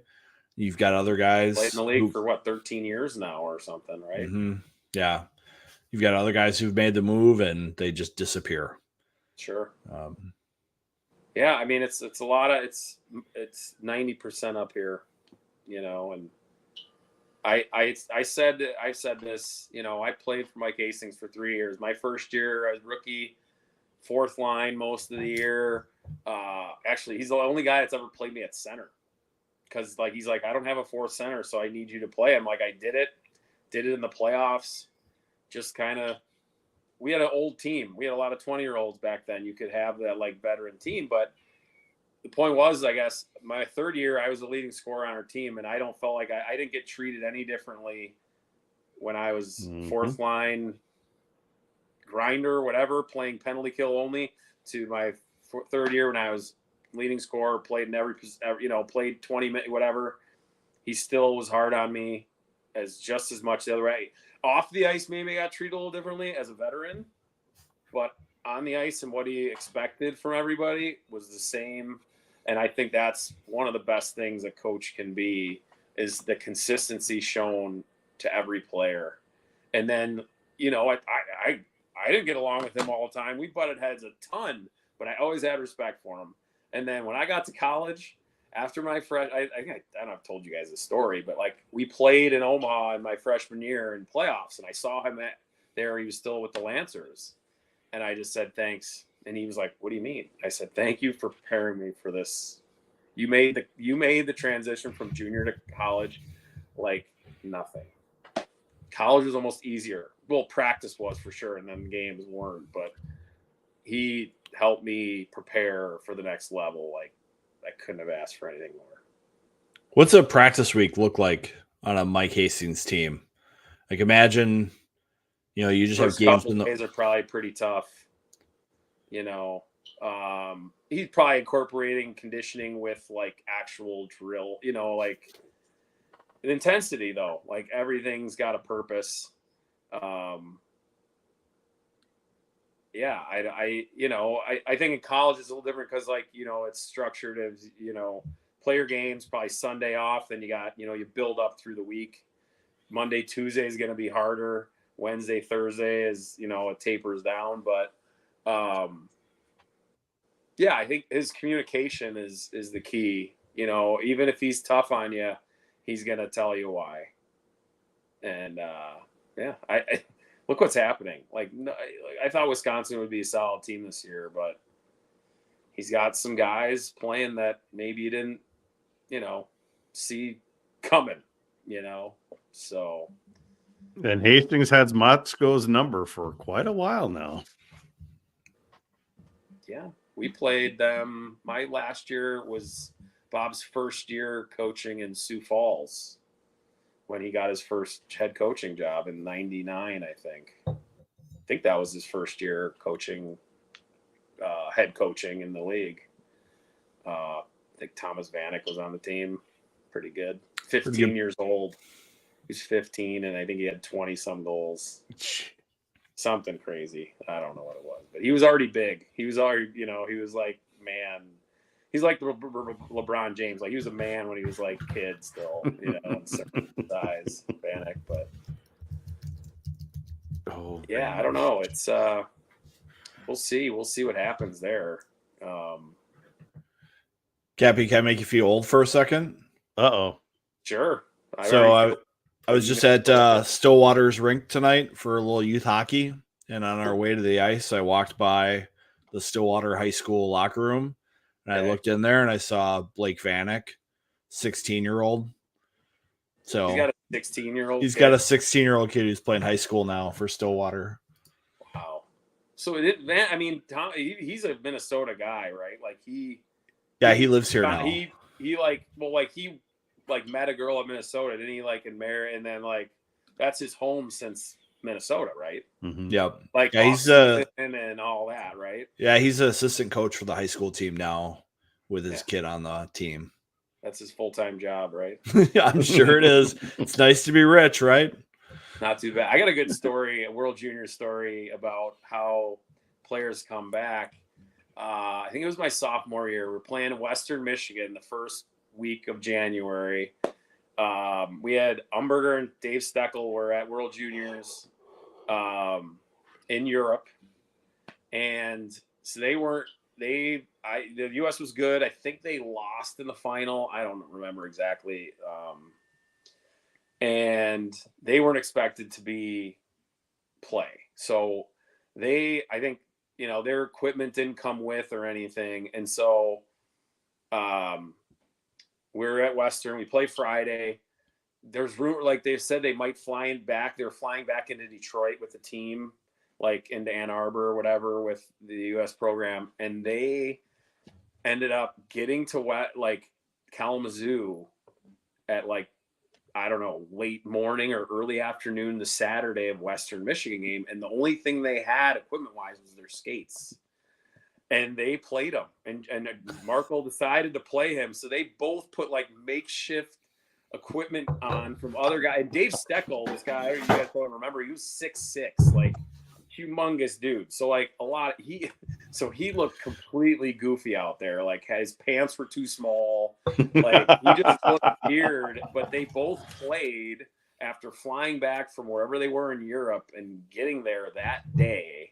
And they played in the Saturday game, and I think we won that game. But yeah, so it's kind of on the same, maybe more extreme line of, Faber and those guys last year at Penn State. What do you got there, Viggs? Or 2 years ago. Was that 2 years ago? That is dark, or the bottle's dark. No, yeah, this is Lucille. That's a liter. It's Imperial Stout from Terrapin Brewing Company, which is basically Big Ten country now. Nice. So this is a blackstrap molasses stout, Walking Dead beer. This is a Rob Scheel. I don't know if you know him, but he played for the Twins minor league system. That name sounds familiar. Scheel. Lucille, it's like the bat with the barbed wire on it. Oh, nice. That's Lucille. Okay. So this is the weapon of choice. Lucille. Okay. Yeah.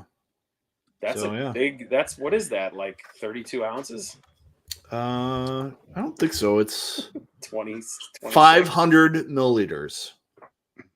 Just looks big. Oh, thick glass in there. Thick glass. So like a half a liter, that is.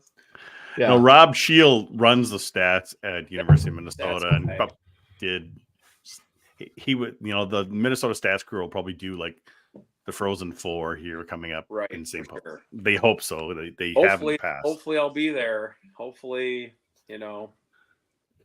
hopefully I have some Big Ten representation. We haven't had one yet. You know what's weird is since we've been doing the thing since first year when Minnesota went and lost to Union, the Big Ten has not had a one team make it. It's either been 2 or 3 or 0. There's never been 1 or 4 after that first one. So, I mean, I'm assuming they'd maybe still send us if, one team makes it. But I don't know. That's not my decision. But, yeah, I mean, we were there. It feels like yesterday that when we had 3 teams at the Excel Center, 18, right? 18? I think it was 18. When Duluth won again. Thanks to Notre Dame, right? That was the crazy year. That was the pairwise year where the Gophers dropped out. You're right. By 0-0-1. 0-0-1. And Duluth took the spot and got all the way. And then they played in that when it was that Duluth, St. Cloud, and Mankato, all at the Sioux Falls Regional or something like that. Yeah, that sounds right. But they were a 4 seed, clearly. I think weren't they? Or were they a 3? They could have been the 12th. It was a year where a lot of teams won their a lot of at-large taken away. It kept getting dropped. Viggs was it was 3-0, 0-0-0-1. There it is.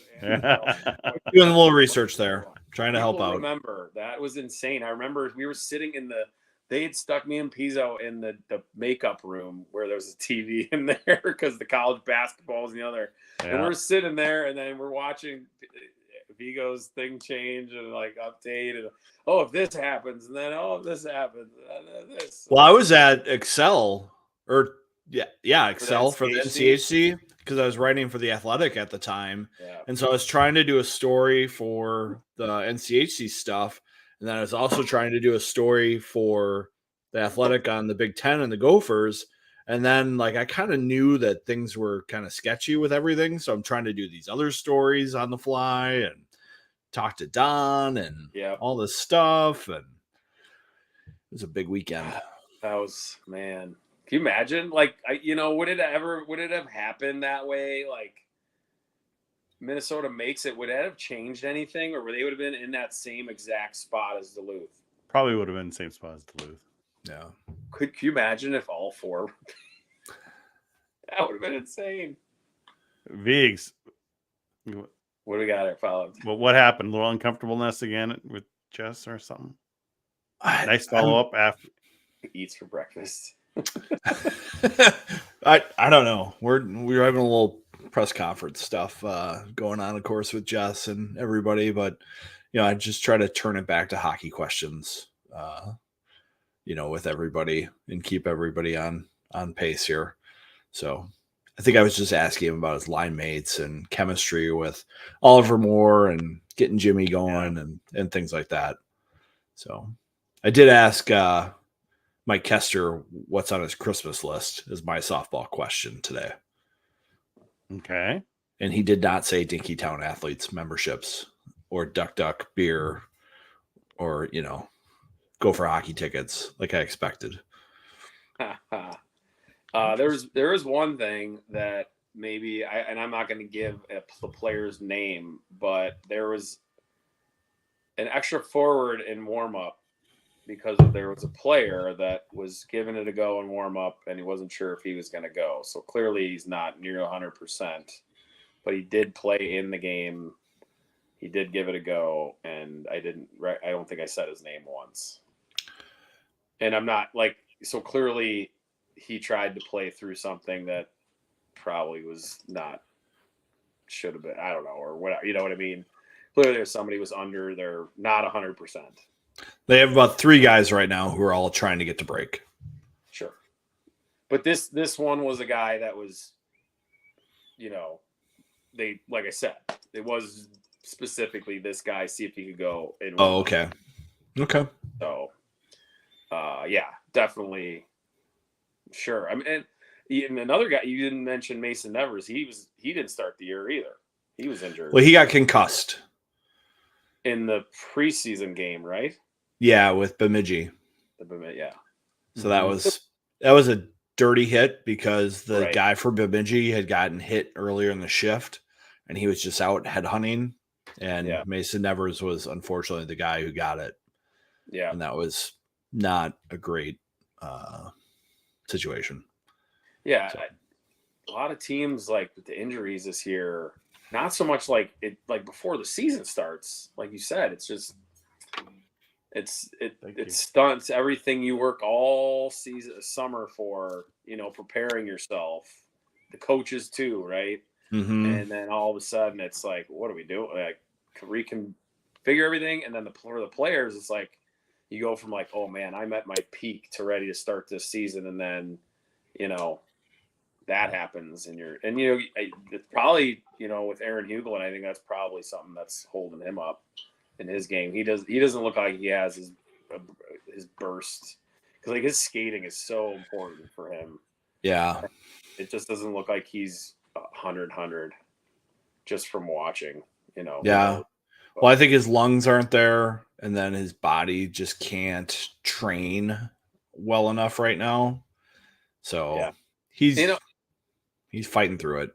Yeah, and I just think, I don't want to say who cares, but you just want to be peaking in 3 months or 4 months, whatever, 3.5 months.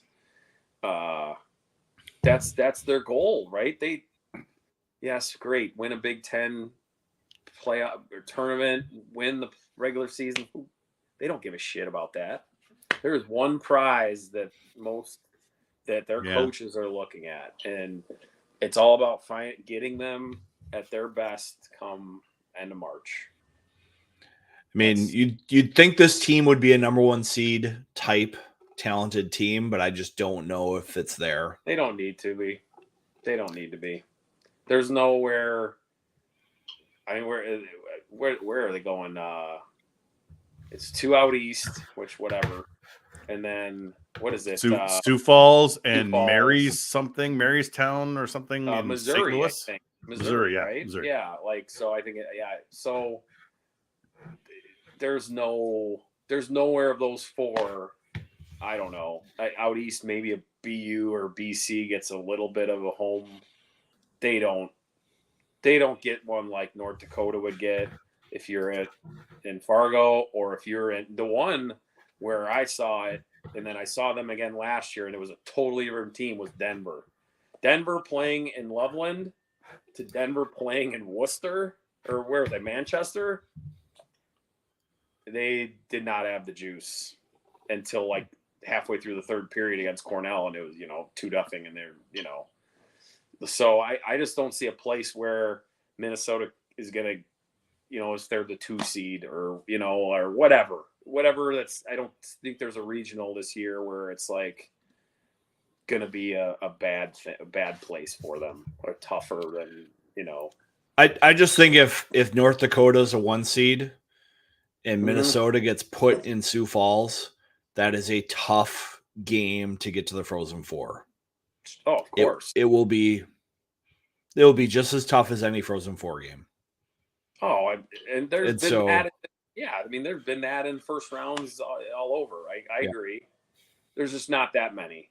No. Sioux Falls, it'll be what, 70-30 North Dakota fans? Yep. Yeah. Which, can be good and can be bad, I guess, too. It'll be a great Players love it. Players love it. Players love it. They played, like we said, they were the better team this year. I thought. Yeah, both but would they games, rather have Minnesota show up and North Dakota show up in the Frozen Four? Would have been separate regions just for that reason. So. And I don't think the NCAA cares. Especially especially in Minneapolis, that would be pretty insane, because it'd probably be like a 50-50 building.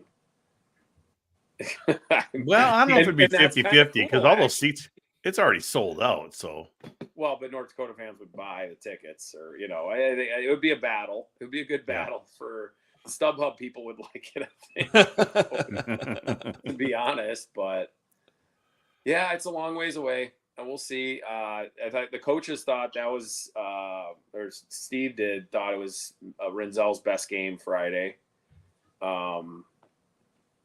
He's a guy that needs a couple of years, obviously, but I think a guy that likes to be a offensive-minded guy, he's learning.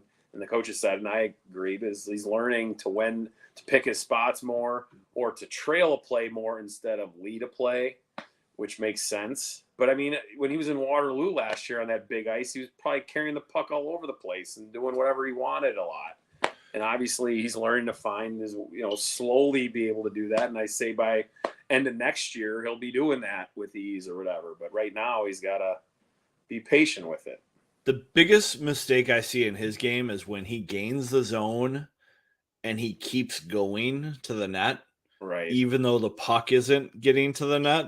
He's like, "Who is it? Maybe going to still get here?" Yes, that is exactly the calculus going on in that brain. He's like, "I know I could get back, but I don't know. I think Brett's going to get the puck to the net here." I think Pat called that one like this 2 weeks ago. When he's like, yeah, Rinzel, you see he's in there, and then they went the other way and he was caught. Yeah. Or something like that. I think it was Pat on one of who was the week before last? Was that Michigan? Not Michigan State. Who was that? At home. Was it Notre Dame? Yeah, it was Michigan State. No, it was Notre Dame. Season. Was it Michigan State? It was either that or Notre Dame. It was one of those two series where he Notre Dame was before, flung in there and hung around, and then he get back.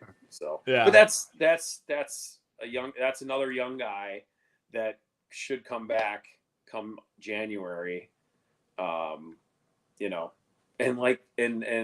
going to finally have a series where they can maybe put 10 on a team. I mean, Robert Morris, they're brand new again. So they're, arguably they're going to come back and be a good, lower, bottom tier team. But right now they're literally starting from scratch. They're almost. And it feels like the top portal players went to top programs. It's not like Robert Morris had their pick of the litter with portal guys. No, they were getting guys that were hoping to just get to D1 hockey. Yeah. Which, that Derek Schooley's got to start all over from scratch. It's going to take some time, but yeah, I think that was one of the things that most teams have had a.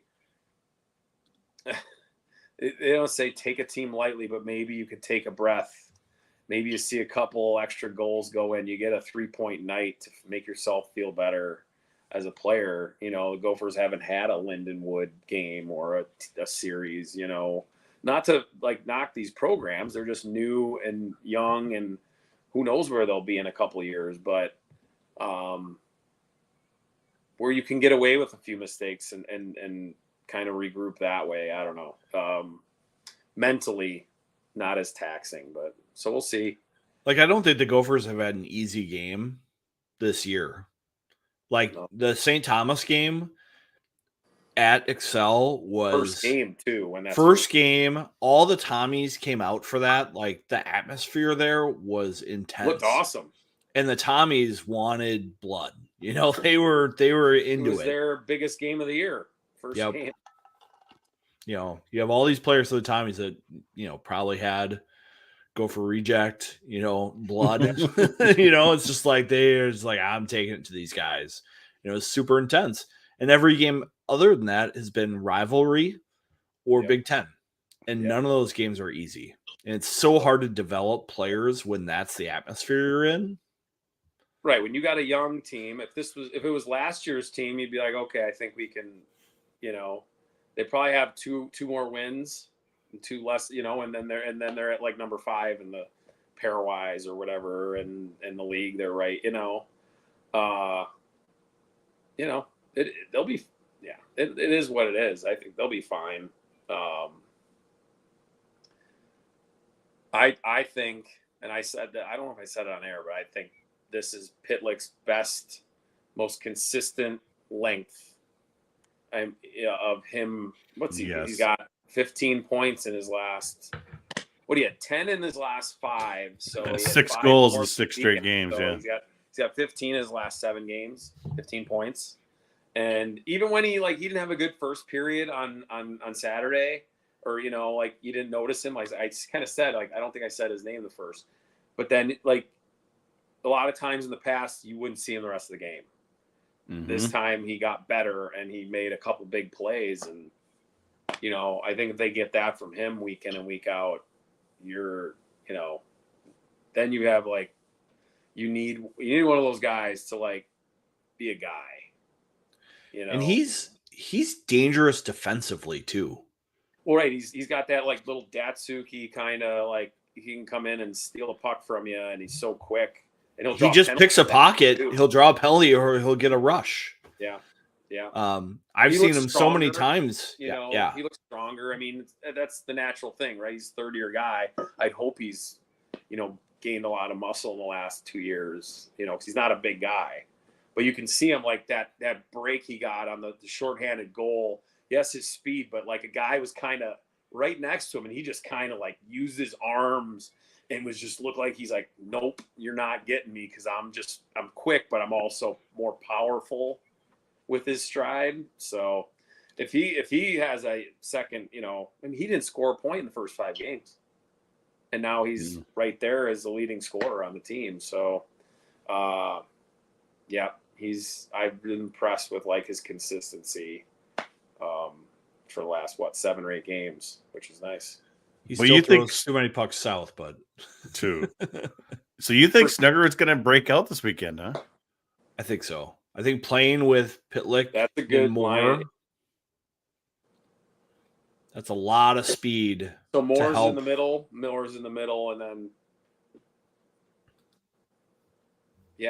I think that's maybe Lamb may not play or play down the lineup. He started out so strong.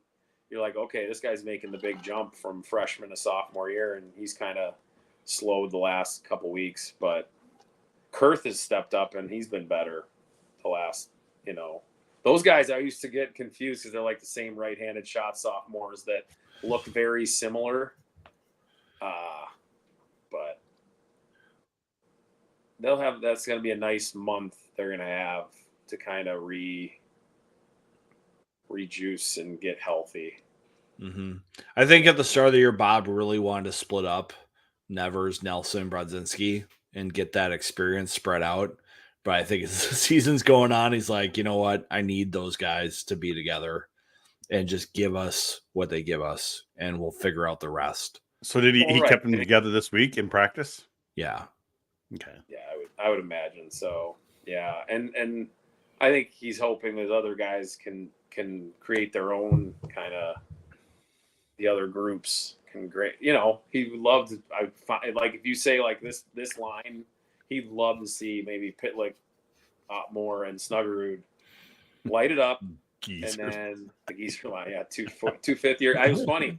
I said that both the first night, that line started. So you had 2 fifth-year guys and a 4, regular senior, and then Penn State was starting 3 freshmen up front, and so you had like the complete opposites for that. But yeah, no, if they could get 2 lines together like that, I'm wondering how long it stretches the is lineup. until Jimmy Clark gets paired with like Lamb and Kurth. I could see that. And then they just have a top 9. And then where's Aaron Hugh going to play? He centers a 4th line with Pino, who apparently is bulletproof in the lineup and won't come out. And then plays with. He's looked pretty good as the 4th line guy. I mean, he doesn't get a ton of run. He doesn't get a lot of responsibility. But hey, you got to be ready when you get playing time. You got to take advantage of it and make the impact you can. Yeah, the lines got scrambled up on Saturday. Other than the Brodzinski line, I think everything else just kind of flipped around to try to catch something. But he's trying to figure it out with the rest of the lineup. But for sure, I like more Pitlick, Snuggerud. I think that could be really fun. And I think Moore's another guy that he doesn't have, or at least early on, he doesn't have the scoring touch. He's getting his chances, but I don't know how much like of a pure goal scorer he is. Or if he sees a couple more go in, maybe he starts hitting the corners more or something like that. But his speed's getting him some chances. He's just not finishing. And I wonder if like he gets 1 to go or 2, maybe just blindfold him, just throw the puck at the net, that it'll get his offensive side going more. I think he's so used to having a speed just win rushes that he's not comfortable with. Yeah, he's winning stuff, but not winning them as much as probably he did when he was. Yeah. Another thing that I think he'll come back after Christmas and maybe after a successful World Junior or something. That's another thing. Like those guys aren't going to get much of a break, right? No, I don't think so. Like I think Snuggerud, Chesley are going to be big minute. They're teenagers.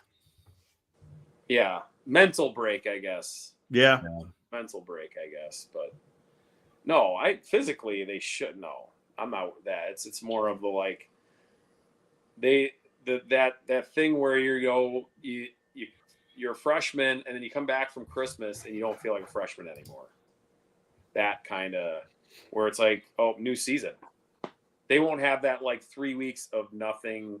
And when you officially go home, it's a little different for Gophers when a lot of them live, not far from there. But when you go home for 8 days and maybe I remember I'd go home for 8 days and I'd maybe skate like 3 of those.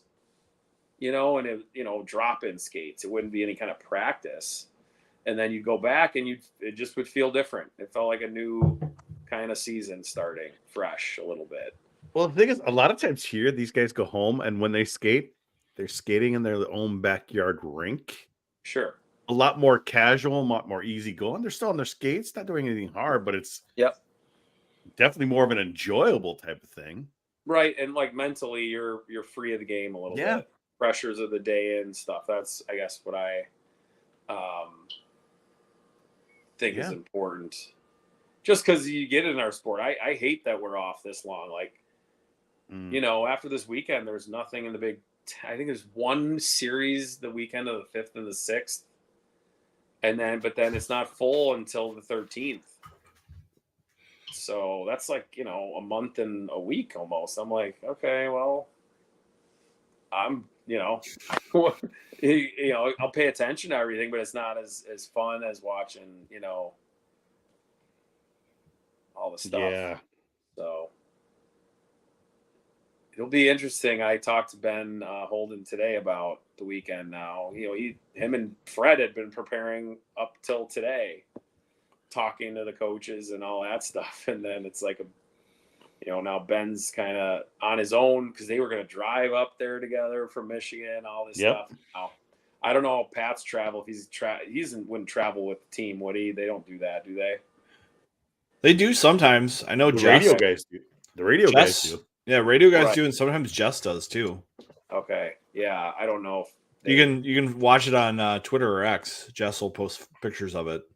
Oh yeah, when he's on the charter. The sky, what is that blue plane that they? Sun Country. Sun Country. Yes, that one. I think we should do that for Penn State sometime, Veeks, because I hear it's such a hard place to get to. Well, except for Cappy this time had some bargain tickets. You get there cheap, but that was pretty unbelievable. But for us, but you could pay for it. I would love to just do that one weekend and just go with the team, and you pay for your ticket and all that other stuff. But it'd be nice to go straight into Happy Valley and not worry about if you can do what for me, it's all easy travel in the Big Ten, but that one's the easiest because that airport is so small. It's my flight home was at 6:45 a.m. I got there at like 6:05. I mean, you walk right in. There's this one little tiny gate. I sat in a chair for 5-7 minutes, and then we boarded the plane. And it's all outside because there's no tunnels to go out to. Old school. It's the easiest travel because for sure getting out of Chicago, because I think flights go in from Newark, Chicago, and there's only 3 cities. So you guys would most likely do, if you were doing your own flight, you'd probably go Minneapolis, Chicago, something like that. It's a great little, and then you're about 10 minutes from campus. It's an easy little trip, and it's a cool campus because you're in this valley and it's middle of nowhere, and then all of a sudden it's this, big campus, this giant football stadium. You see it all right there, and then Pagula is beautiful. Mason Evers says it's his favorite road trip. Penn State. I'm sure there's a good portion of the league that would say that. Good chicken. Good photos from good chicken Alfredo. Apparently at the Penn State. Where they get at the hotel or yeah. Players all like that. Yeah, I saw Mazaka posting photos all over the place. He was all over campus last week when it was all foggy. I went and talked to him in the radio row Friday night for a little bit. He texted me that literally right before they went on the air for the game, like between the pre-show and he's right there talking. He says, "How do you say it, Caponigri?" I'm like, oh. He's like, "That was him, right?" I go, "Yeah, that was him." And then I'm like 3 seats over from them in the media row, and I can hear, it was Wally calling the game. Mm-hmm. So I'm like literally listening to him when it wasn't very loud in the stadium, when just play was going and nothing was, and he called. So that was fun. I hadn't heard him kind of call the game, and he's good. He's very detailed, which is obviously big. Very Canadian. Radio. Yes. Yeah. Calls a good. I mean, hey, you want a Canadian guy? They call good hockey games, so that's no brainer there. But it was funny. I think I kind of startled him when I came over and talked to him. He's like, "I think you did." He's like, "You guys doing the game tonight?" I'm like, "No, I was dressed in I had like a hoodie on or something." It's like when Vosters came to the Mariucci and he's just like, "Hey, what's going on, guys?" Yeah, right. Because he was in the night early. Oh, that mustache of his was unbelievable. Oh man, yeah. Does he just live in the dream right now? Do you stay in touch? Oh yeah. He liked the tweet that you're coming on tonight. No, yeah. We'll text. He got married last year. I didn't even know. He didn't post anything about it. And we text a little bit here and there in the summer too, occasionally or whatever. And I knew he had a girlfriend. So he got a girlfriend the year we were both kind of with the Blackhawks, and I was filming in, and he was kind of auditioning. You're grooming him. He started dating someone that year, and then I guess the next summer, because then I actually ran into him at a Blackhawks alumni event. A friend of mine is a part of that. He's like, "Hey, you want to come have dinner at this Italian place, hang out?" And I got to see Troy Murray, who I filled in for, and I got to know a little bit, when I was there. And Darren Pang was the guest speaker, and Chris was there. I'm like, "Oh, what are you doing here?" He's like, "Oh yeah, because Darren." And I've been to a few of these events now, and got to see him. And then I don't know where I saw him, but all of a sudden I'm like, looked at his finger. I'm like, "Dude, you got a wedding ring on." So I texted him like, "Dude, did you get married? How did that happen? How do I not know that? Like, how did you not post any?" Because he's all over social media. Oh, he is all over social media. He gets like a gear package. He's like, let's do a dressing runway of all the gear I get for all my stuff. Right. Like Blackhawks, Olympics, whatever. He's just gonna do a fashion show. When he did the NBC Sports, yeah. And then I think he did a Hawks game Friday, and then went and did Purdue football Saturday, and then came back into the Hawks game Sunday. I'm like, you son of a He did. Yeah. I trolled him a little bit this week. I'm like, Faber better than Bedard. Yeah, poke the bear, yeah. And he responds by showing the standings of Wisconsin ahead. I'm like, wow. Gets it. He does. He's a hockey guy.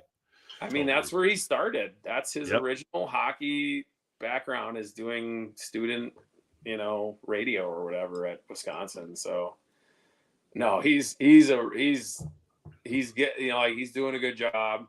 The team stinks. So it's all about Bedard, because what else are you going to focus on there? Corey Perry. And he's working with,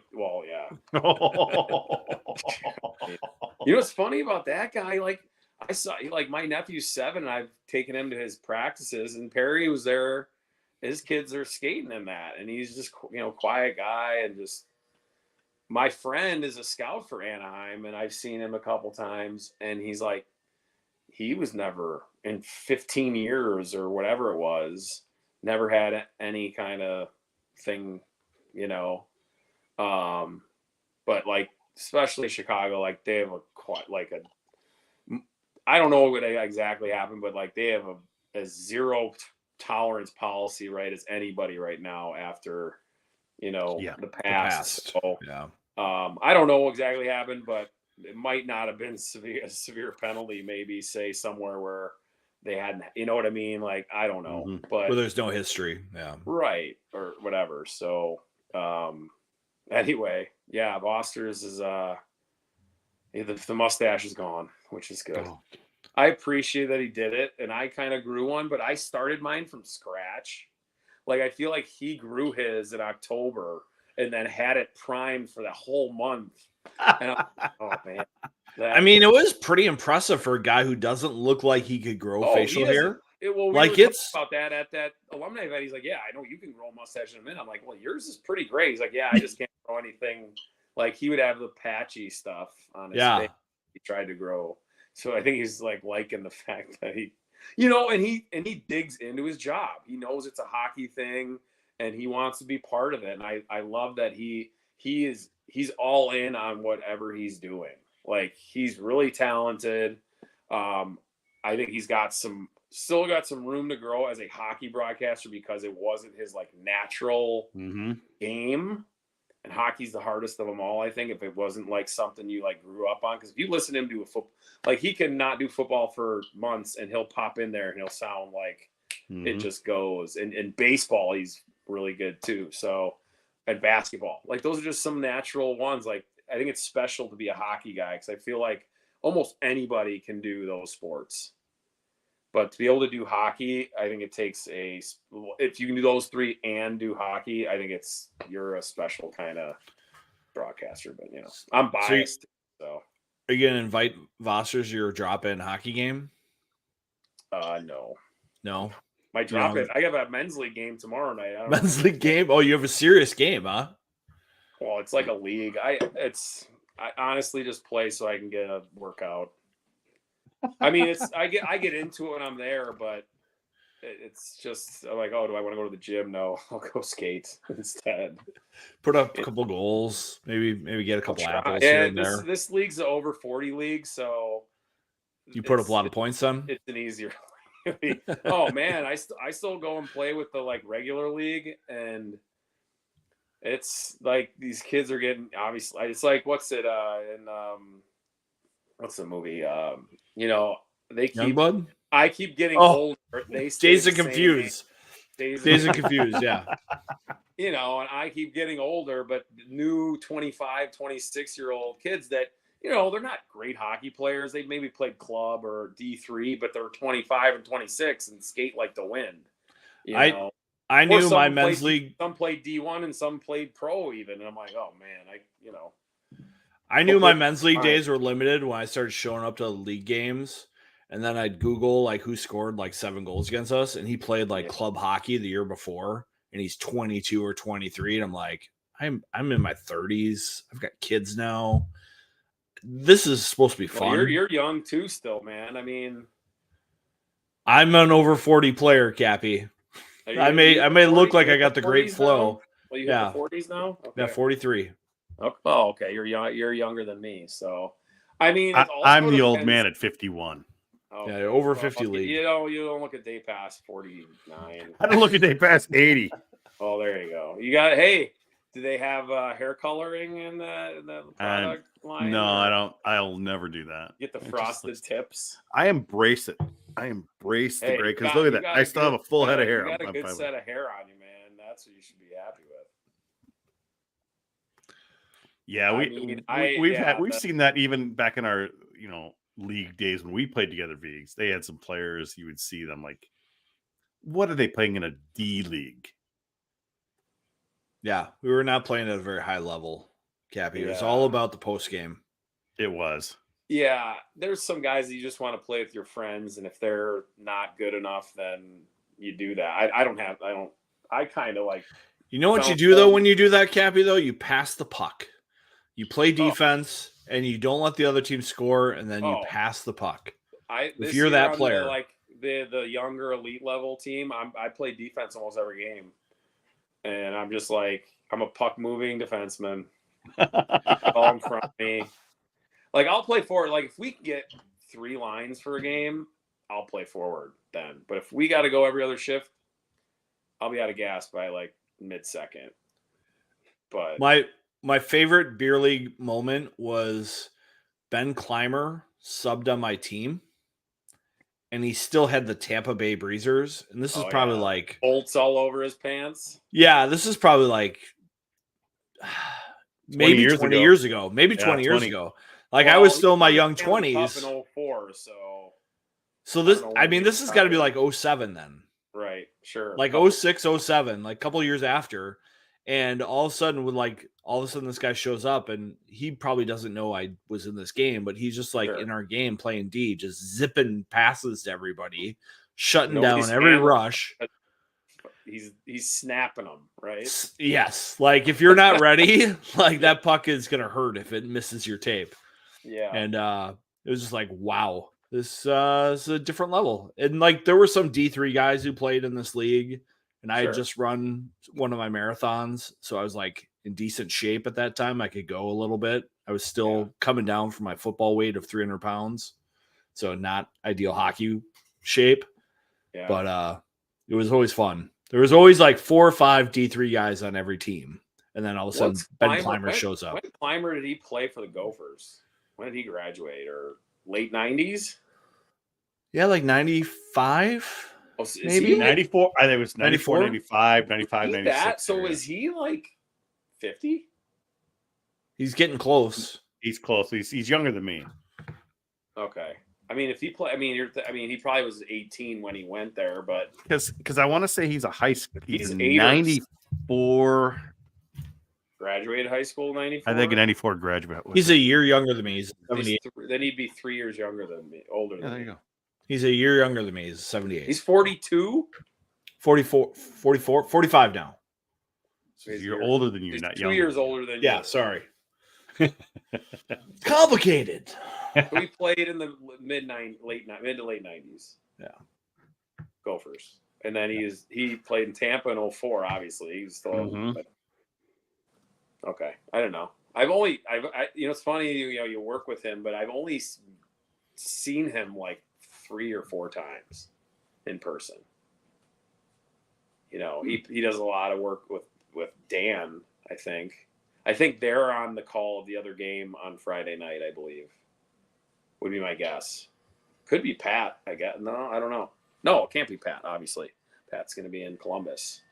But I know Dan will be the play-by-play. I don't know who's the color for that. I'm assuming it's Clymer on Friday night. So, Gosh, where did that go? Thought I had a photo somewhere. Oh well. No, I have a photo of me and Clymer in the cup. in 04. Wish I would have taken a photo of Clymer that night at Wonder where Augsburg he Ice had his Arena. party. Where did he have his party in Minneapolis or St. Paul? Well, he brought the cup to the Bloomington Ice Garden. I went to go see it there, and I got my picture with him then. And he brought it to Kramarchuk's in Uptown. He had lunch out of the cup in Northeast Minneapolis. Yep. Ah, there it is. That's pretty cool. Wow, that's back when I had dark hair. Jeez. Yet there's still gray in it. You can see the white in it still. That's ridiculous. Let me see if I can get this. Silver Fox. Is that what it is? It's all white. I wouldn't call it Silver Fox. Let me see if I can get this. Silver hair on a man is distinguished. There you go. Oh, nice. Me in the cup. Holy cow. Look at that. Yeah. Nice. 2004 outfits. Tucked in t-shirts and jeans. Well, I already had my dad. I mean, I already had the dad shoes on and everything going then. Yeah, so. 04 is when my last year at Ohio State. That's the other thing with men's league is like some guys, start playing men's league at 23, 24. They finish their hockey playing careers. And then by they're in their mid 30s, like you can see like the drop off happens at a younger age because you start playing men's league. I started playing men's league when I was 30. So like I was able to last, at older at like 37, 38, I still felt like I was, right there with all the young guys. But like the last like 4 years, it's kind of like slowly. Plus I'm getting injuries now where I don't even know where they're coming from. Like, it's not like, oh, come on. You're at the age now. You can go to bed and wake up and you get an injury. Well, my hip flexor hurts now. And it really, it's annoying. It's just a nagging little thing on the ice. But I don't know how it happened. Like, there's no something that happened off, like that I slipped and fell or I did something in the weight room. Just, I don't know, started hurting. Like I said, you can go to bed, wake up. Oh, my God. Hurts. Like, what'd you do? I went to sleep. Yeah, that's hockey injuries over whatever years with my knees. Never had a surgery, but I almost feel like I'd be in better shape if maybe I had one or two. If you had a couple tune-ups, like a couple of knee sprains. I'm like, man, I almost wish I had a tear there to get it cleaned up or cartilage or whatever. But you just had no surgery, so your knees are just loose. They just You go into the doctor's office and they do the test and they're just like, are you sure you have a ligament there? And they're just like, yep, that's normal. Yeah, it just cracks a lot. I don't know. But I just want to be able to live and be able to do things as long as possible. Like my dad's now getting older and he's having some health problems. And I'm like, I just want to be able to physically, if I'm going to be alive, I want to be able to physically do things in my life and not be like sitting in a chair for at the end. So just trying. Do you get a nephew playing hockey? He's in Chicago. He's 7. He's still in a beginner mode. My sister didn't start him super early. I think this winter he's going to start doing something where he gets more practice time and it's not as much instructional. He'll be on the big sheet and not the little one. You're his agent already? You're his advisor? Family advisor. My advisor is don't waste the money. My sister knows how expensive hockey is. She watched me and my brother play. So, he's okay. He's not he's still learning. He's 7. He's 7. He's 7. And he's 7. Well, that's what I mean. He's into soccer. He's more he plays soccer and he goes, he goes all over the place in the area to play in these indoor tournaments now and stuff. And it's not expensive though. Like soccer is relatively cheap compared to hockey, and equipment in Illinois. Well, right. I don't know. I mean, right. Cause hockey's not expensive in Minnesota. No, so, it's not. It's amazing how that model has survived that way and not become like a business. Like it is insane. It can be if you want it to be. If you want your kid to play year round for the blades of the machine or, whatever. That's what one does here now. And these kids, they go to school. They have these like private, they don't even go to, well, that was another eye opener this year. So I called all the schools in the Big Ten. I talked to all the assistant coaches, or I talked to Hastings at Michigan, Wisconsin about trying to ask about the new players, and get a little insight before the season on, how'd you get this guy? What's his game like? Just to get a little ahead of it.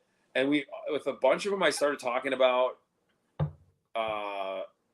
previous, like where they are junior stuff. And he's like, when these guys leave home and go to Muskegon or Des Moines or Omaha, they don't go to school anymore.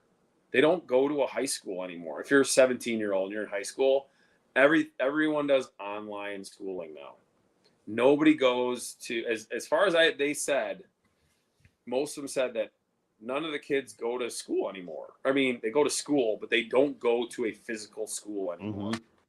And I think that's wild and kind of sad. Because high school is kind of, especially if you're in like, I was kind of sad. I went to Omaha and I was graduated. I would have loved to go to high school one year, kind of at this new city and meet new girls and be social that way. And like, I don't know, that's a big part of growing up. So I just think it's weird how it's a big part of life.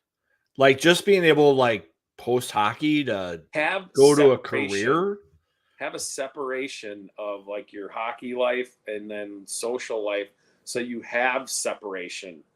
And like these kids here, there's a couple of like these small academies where they're at the rink all day, and then there's a little classroom to the side, and they skate like twice a day. Or they skate once during the day, and then they go to their team skate, and it's like every day. We practiced twice a week, and then played on the weekends. Now, if you want to say, okay, practice 4, 6 of 7 days, have one day off a week. I get it, but man, I don't understand the burnout level. Yes. And the money that it costs. And then like, how good is the education you're getting? How are you getting, like, if you're not getting a college scholarship, how are you getting into Michigan or whatever? Cause Mrs. Jones teaches you math, history, English, all of it. I like, huh? I just don't understand how it's done. How are you getting your education properly? I don't know. How are you acclimated to survive in a company? Life in real, you're going to go to the campus at University of Minnesota and you haven't been in a real school in 3 years. And now you have a group project where Timmy doesn't want to do what he's assigned, or you end up doing everything for the entire group, or you do your part and no one else does theirs, or someone you don't know how to schedule it. You don't need to know how to communicate in like a team-oriented atmosphere other than on a hockey rink. Or you don't know how to deal with failure. or a guy, ask someone out, have any interaction with people other than hockey people. I talked to a teacher this fall during parent-teacher conferences, and she's just like, something about today's kid, when they get to college and they've never had to, it's nice. They've never failed at something and had to figure out how to solve the outcome of it on their own. Right. They cannot handle it because they have never had a situation where they've failed and someone hasn't come in to pick up the pieces. And that is becoming more and more of a problem for kids these days, especially post-COVID. Life adversity in your life, in your social life, I mean, also too, you're around these same kids, 20 kids all day, every day. And if you're a AAA hockey player, you've never been a bad player. You've never had to play third line. You've never played 10 minutes of the 40 or whatever. that's a challenge to figure out. Yeah. I mean, I don't think we're talking like, oh, we're old and this is like, I don't know. I just think this is like normal life things that they're missing out on. I don't know. Yeah. Maybe like because there's so much social media and you're so easy to meet people and you can do Snapchat and meet girls that way or whatever. I don't know how. I went to Canada this summer. My friend has 14 and 11-year-old, and I'm watching them do things on Snapchat, and I'm like, what are you doing? Like, I don't understand.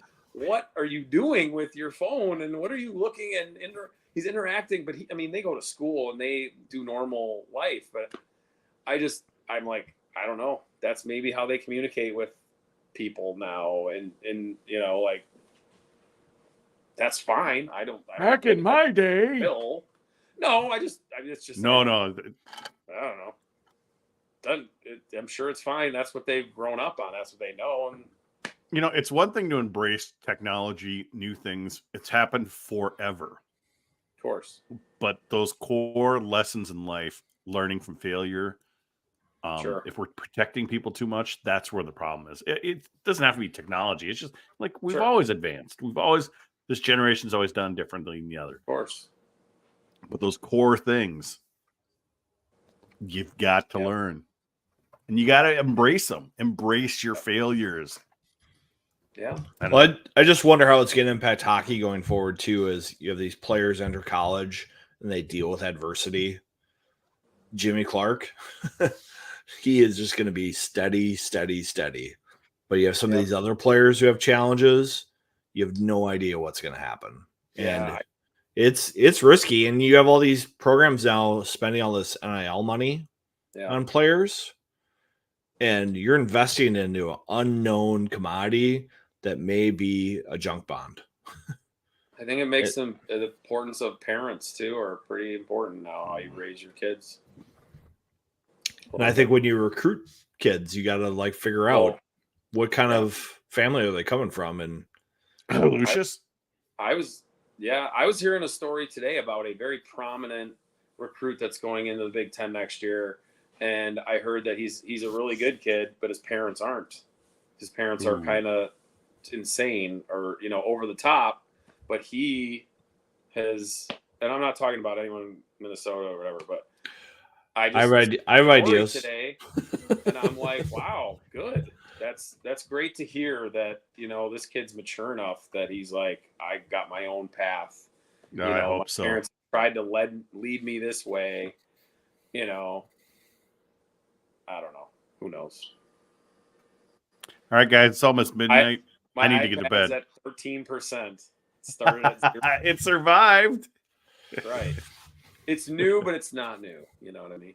Yeah. New to you. Midnight time is. We've been going about 2.5 hours.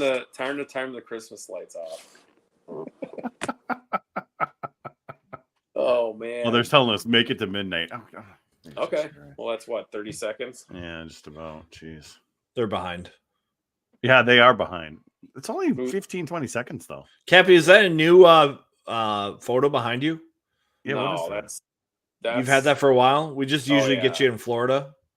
What's that? We get you in Florida with the palm tree. Florida would be the palm tree, the fake tree or whatever. No, that's a picture from 2015 as Jonathan Toews was receiving the cup. And I was there for that one. So that was pretty cool. And you can actually see my dad and my sister in the picture in his season tickets. Me and my brother up in the 300 level. It was pretty cool. My dad was pretty cool back then. He had 2 seats, and every year they were in the final, he sold game 1 for an insane amount and bought 2 extra tickets for the home clinching game in the series, so that if there was that opportunity that the 4 of us could go. And it finally worked out the 3rd year with the Tampa series, and it happened. So very generous, and I've actually been there twice. I saw it in '92 when they lost to Pittsburgh, Lemieux and them. I was 13. So there you go. There's aging me some more. Well, there's some bad memories the year before that with the North Stars. Right. You got that year the Blackhawks won the President's Trophy, and then you guys beat them in the first round, and then went on. And I went to one of those games in the first 91? round. Yeah, with 91, and I saw Graham in the penalty box. Dirk Graham. He's getting a incident he with was a fan. Former North Star, wasn't he? Yes, a fan like poured a beer into the penalty box on him, and it was just like pandemonium. Graham was a great captain, man. That mustache of his. And he wore that Jofa helmet, and it would always be like tipped sideways. He was just the natural. Secord sucks. No, Dino sucks was the loudest chant I ever heard.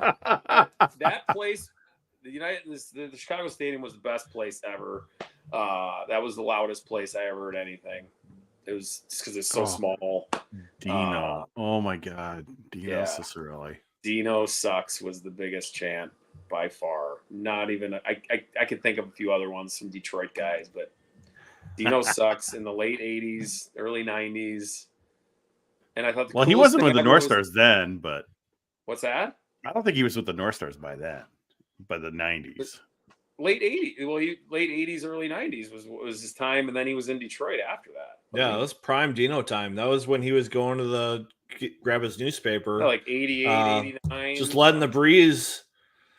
He didn't have chill boys back then, so he had the robe open. Our hated rivalry, Detroit. So like Dino sucks just went on forever. And that guy scored 500, 600 goals. Crazy. Unbelievable, right? Crazy. Dino sucks. The original Chill Boys guy. Yeah, Dino made it till 1989. Then he's with the Capitol. Yeah, so like from age like 7, 8, 9, 10, when I'm going to games with my dad and I'm just looking around this place in the second balcony of the see where I was there more in like 81, 82 when he was just a rookie. Yeah. And it was crazy how this whole thing was in Minnesota back then. I got a sweet name for you that I remember as a childhood because he wore white pads and he was playing for the North Stars. Kerry Taco. Kerry Taco. And he wore those white pads. I thought it was the coolest thing ever because everyone back in the 80s was wearing those brown pads. All the brown. When I saw him in the white, I was like, this is, I'm like 9 years old. I'm like, this is the coolest thing ever. He's got the color pads. Good times. I remember. Yeah. I'm just old, so I just remember I remember the 81 Stanley Cup run, so that's. Yeah. I remember for me, like 87, 88 is where I kind of like Denny Savard had a couple of years where he like scored 130 points. Yeah. And then he get traded. And then the best trade ever was traded him to Montreal for Chris Chelios. And probably still the best trade the Hawks have ever made.